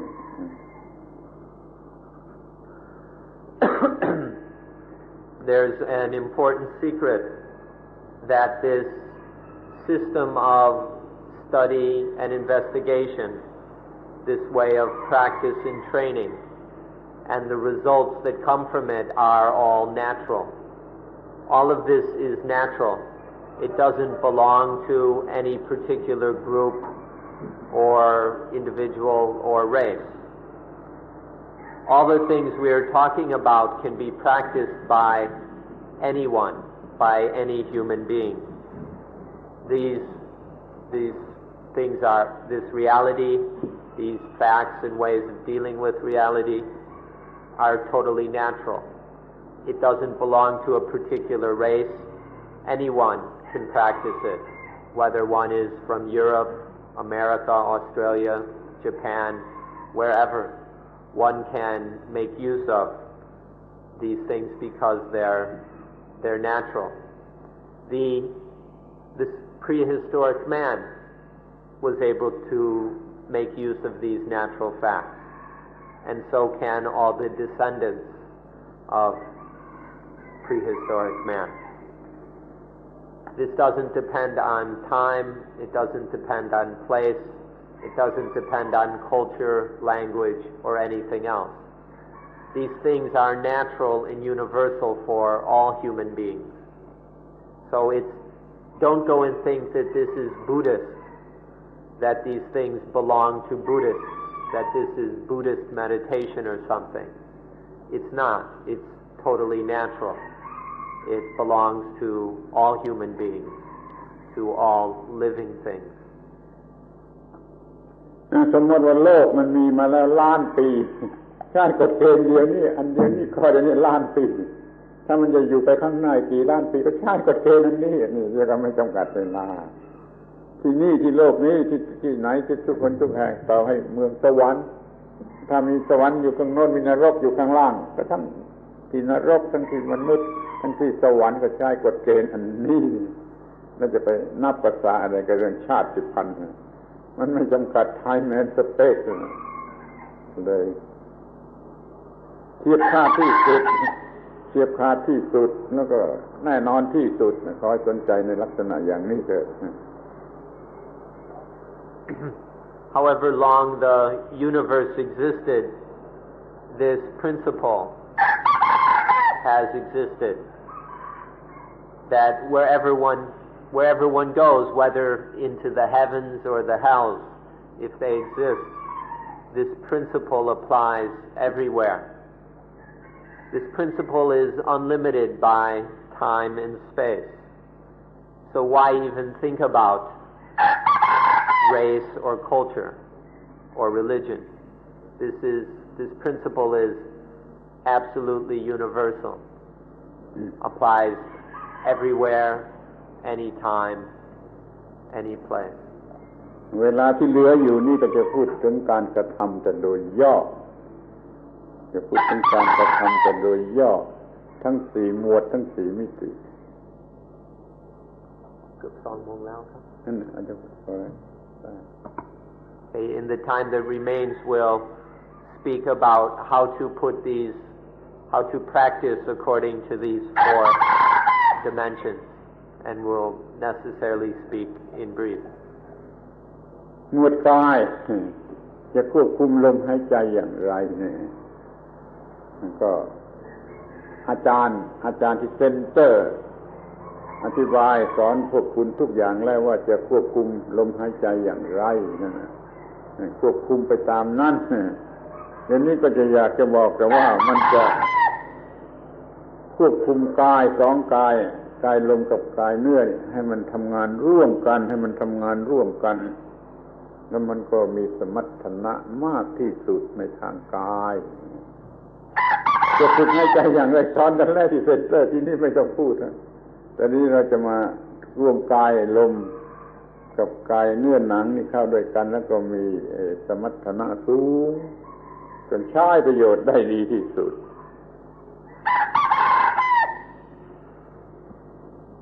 As for the body, the first dimension, you've already been taught how to work with this over at the meditation center. Your instructors have explained how to calm the breathing and calm the body. All we'd like to say at this time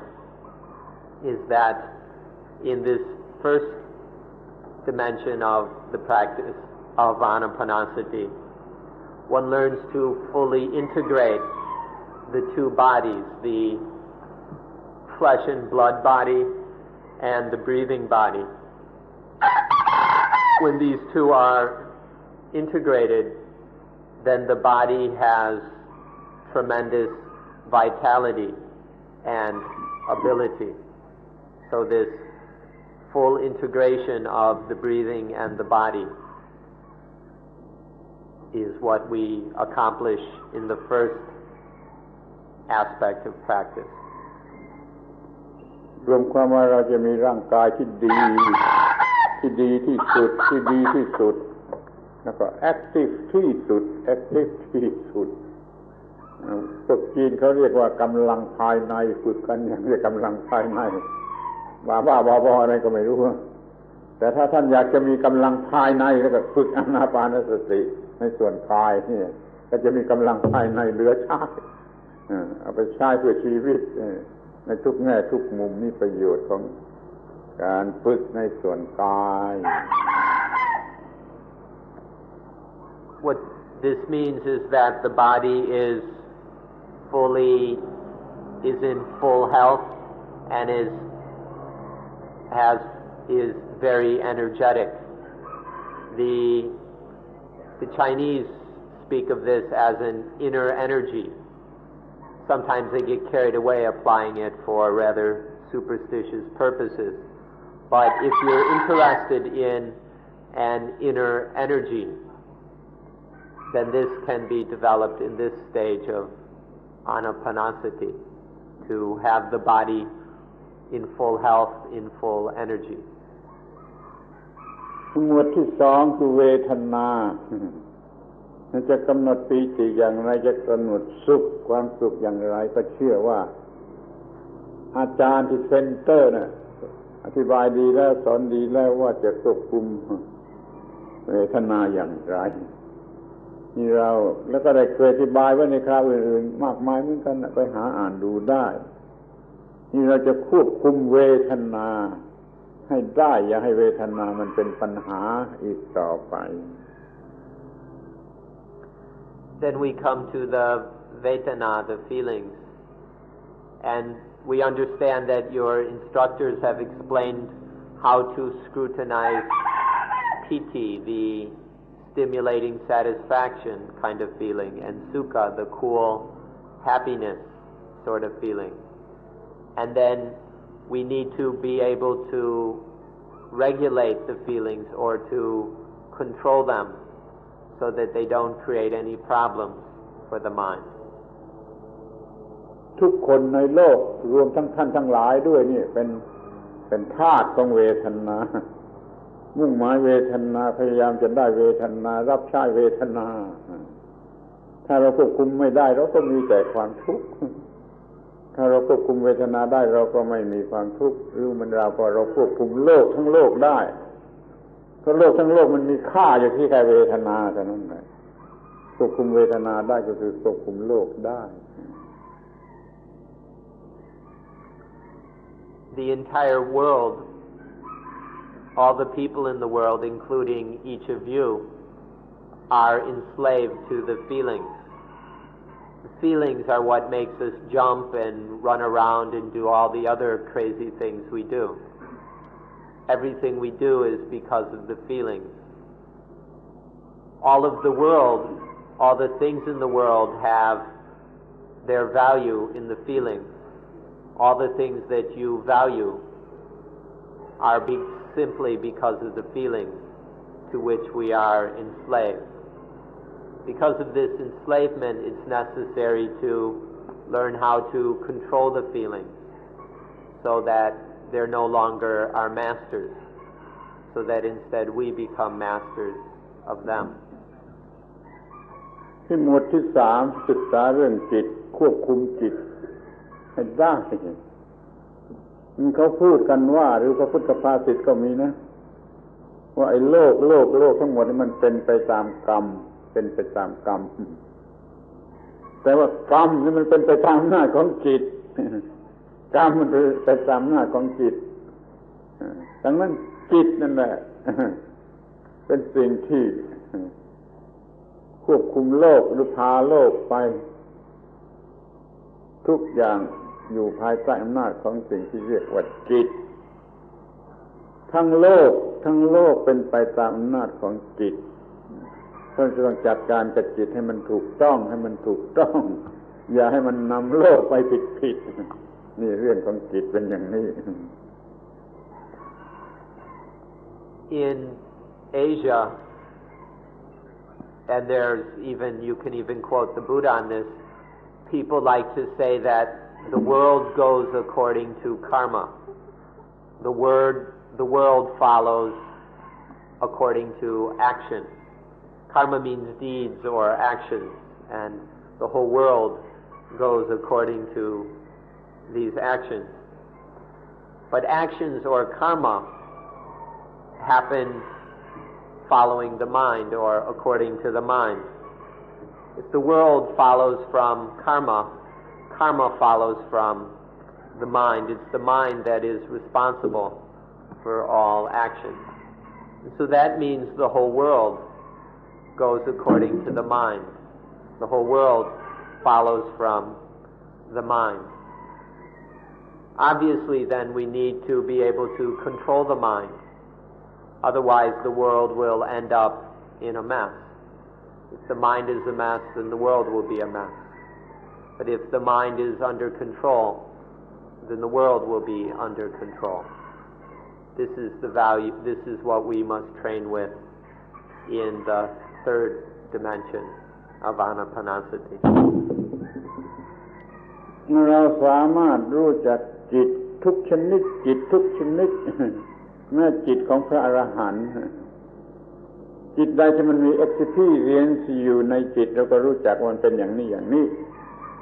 แต่ถ้าจิตที่มันไม่มีเราควบคุมได้โดยอนุมานโดยว่าตรงกันข้ามจะเป็นอย่างไรเรารู้จักจิตที่มีกิเลสเรารู้จักจิตที่ไม่มีกิเลสในบางคราวเราก็รู้จักแต่ว่าไม่มีกิเลสโดยประการทั้งปวงโดยสิ้นเชิงจิตพระอรหันต์ก็คือตรงกันข้ามจากจิตที่เรามีอยู่นี่เราจึงรู้จักจิตได้ทุกชนิดแล้วเราไปเลือก We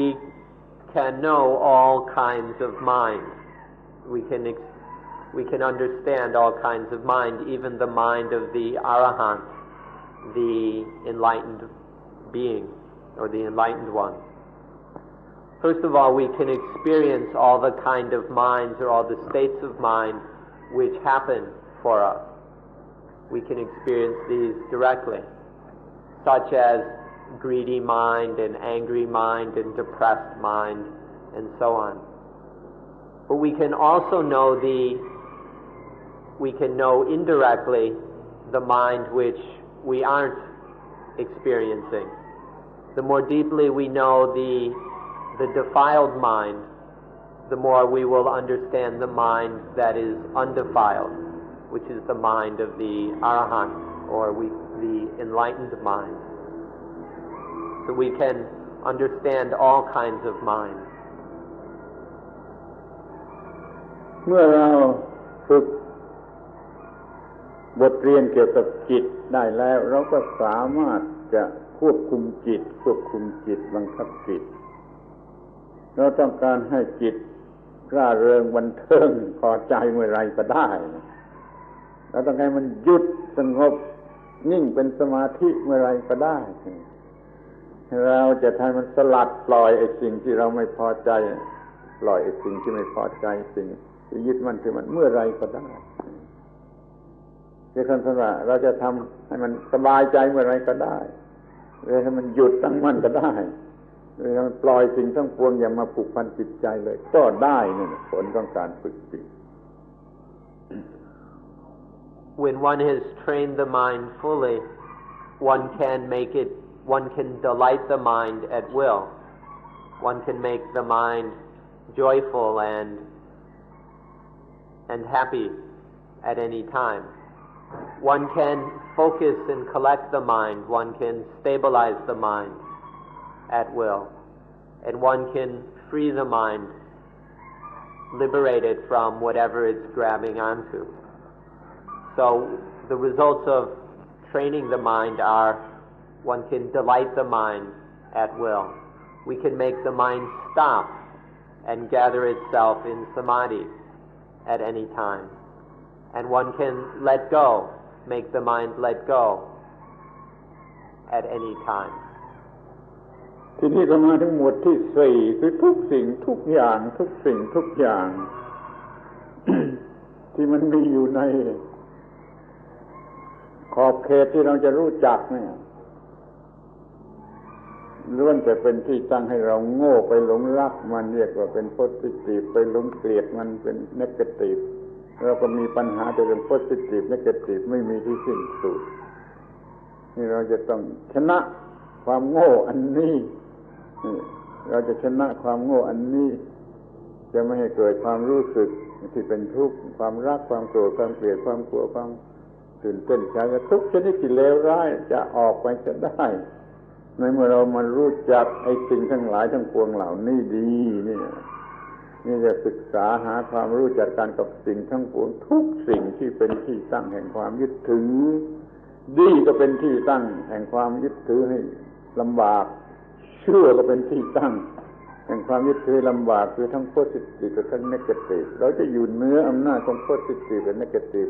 โดยประการทั้งปวงโดยการปฏิบัติหมวดที่สี่นี้ The last dimension involves everything. It's an investigation of all things that we can know and experience. Within the limits of the knowable, we investigate it all, because all of these things are the basis for ignorance. We're ignorant about all these things, and for that reason we attach to them. Because of our ignorance, we take them to be positive, we take them to be negative. This leads to liking and disliking, which leads to attachment, ego, and selfishness. So we need to investigate all these things about which we are ignorant, until we understand them correctly. Ignorance is to misunderstand, to not understand, or to understand incorrectly. So now we will study them until understanding them properly, until we see that all things are the basis for attachment, until we stop attaching to them. To see that the good is just a basis for attachment, which gets us into trouble. And evil is another basis for attachment, which gets us into lots of trouble. Seeing all things in this way, then we will stop attaching to them. We'll stop making problems. สิ่งแรกที่จะต้องมองให้เห็นก็คือความเป็นอนิจจังเปลี่ยนแปลงเรื่อยเพราะว่ามันมีเหตุมีปัจจัยปรุงแต่งขึ้นมาแล้วมันต้องเป็นไปตามเหตุตามปัจจัยนั้นดังนั้นมันคงที่อยู่ไม่ได้มันจึงเปลี่ยนแปลงเรื่อยนี่เรียกว่าเห็นอนิจจังเป็นจุดตั้งต้นที่จะต้องเห็นให้ดีที่สุดให้ลึกซึ้งที่สุดไปตามลำดับจนถึงที่สุดเห็นอนิจจังให้ถึงที่สุดไม่โง่เรื่องอนิจจังอีกต่อไป The first thing to see is anicca or impermanence. All things depend on their causes and their conditions. And as the causes and conditions change, the things change. It's impossible for things to remain still, to be motionless. It's just their nature to change. And this inherent change is the impermanence we need to see. This is the starting point of understanding things as they really are. เราเห็นอนิจจังของสิ่งใดเราจะคลายความยึดมั่นถือมั่นในสิ่งนั้นการคลายความยึดมั่นถือมั่นนี่เรียกว่าวิราคะที่จางออกคลายออกแห่งความยึดมั่นนี่เรียกว่าเห็นวิราคะเป็นอันดับที่สอง In realizing the impermanence of something, then our attachment to that thing begins to fade away. The more we see impermanence, the more attachment fades away. This fading away of attachment is called viraka.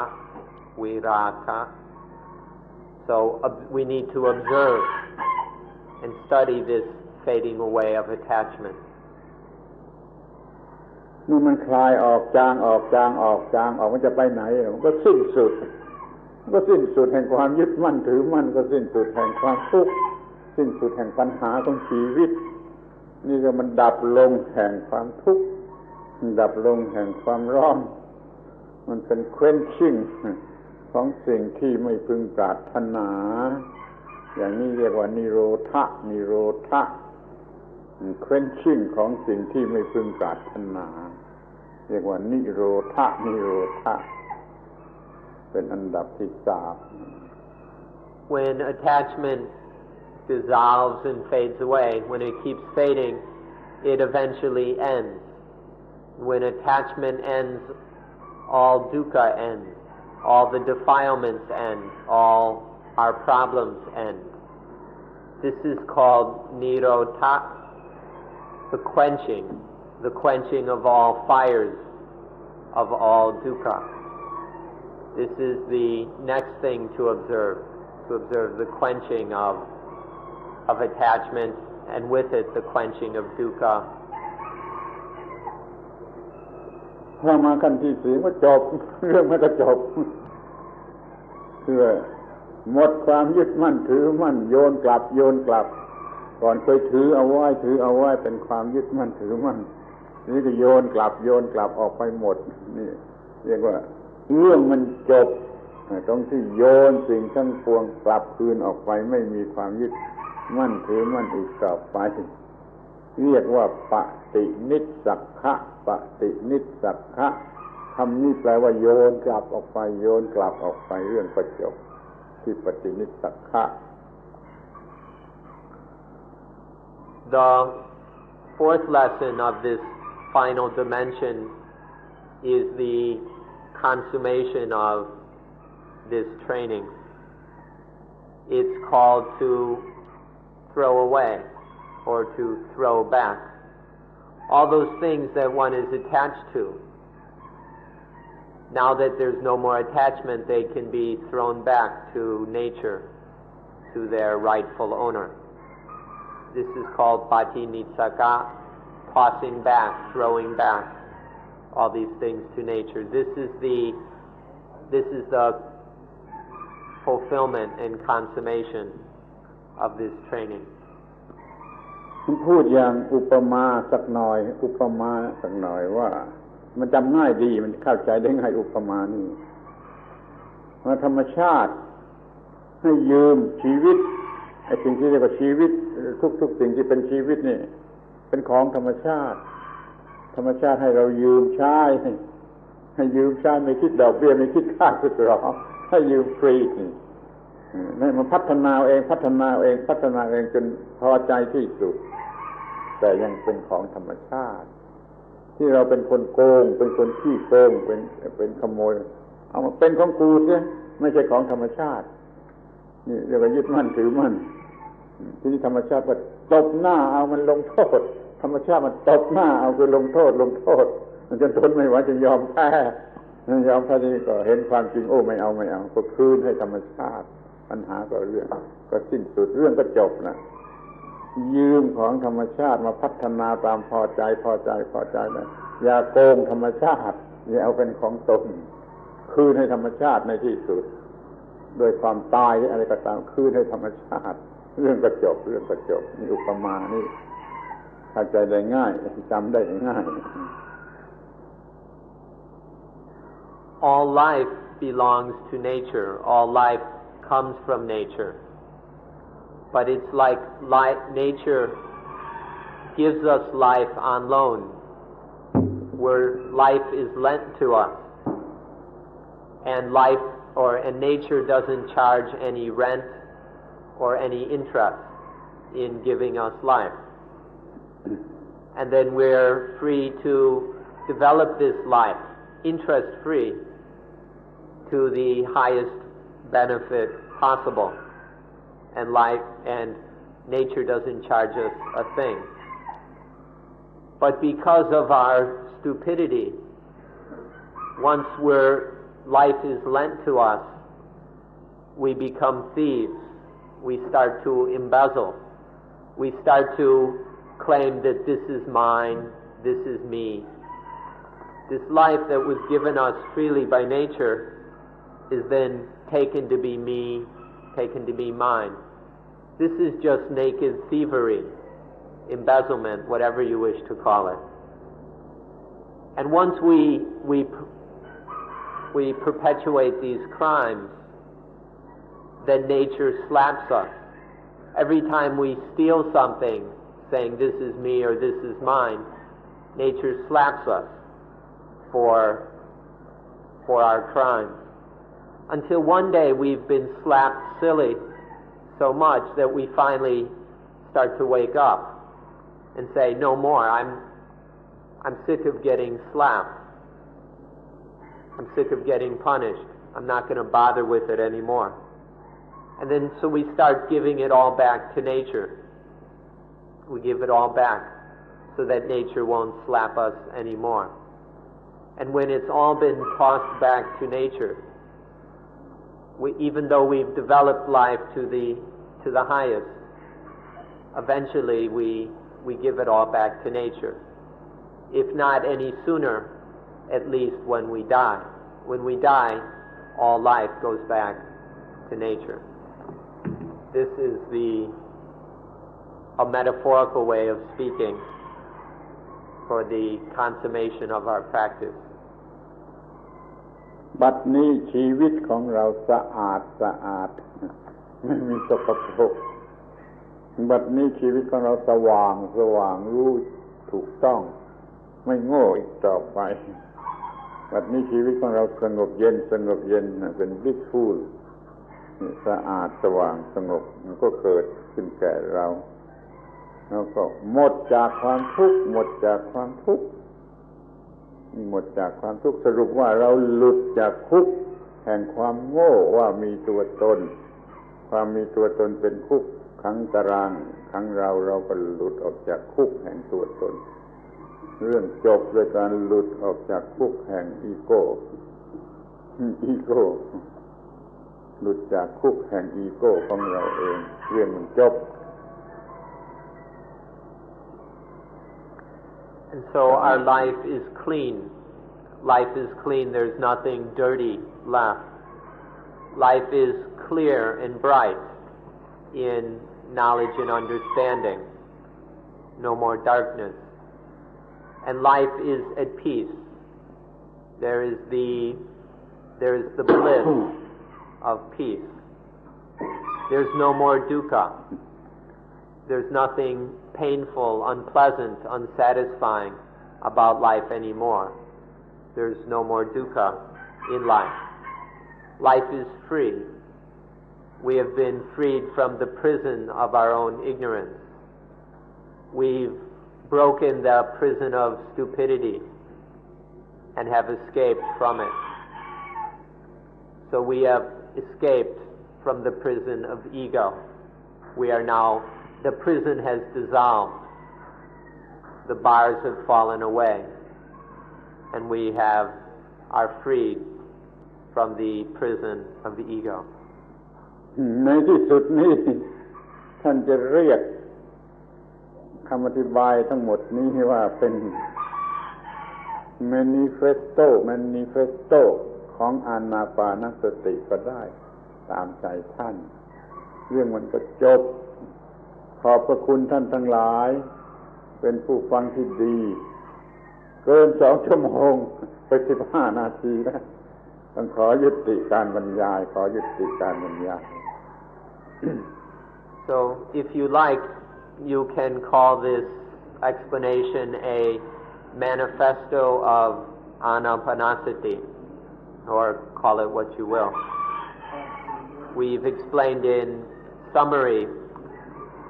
how to practice it. If you'd like more details, there are many books and tapes available in English,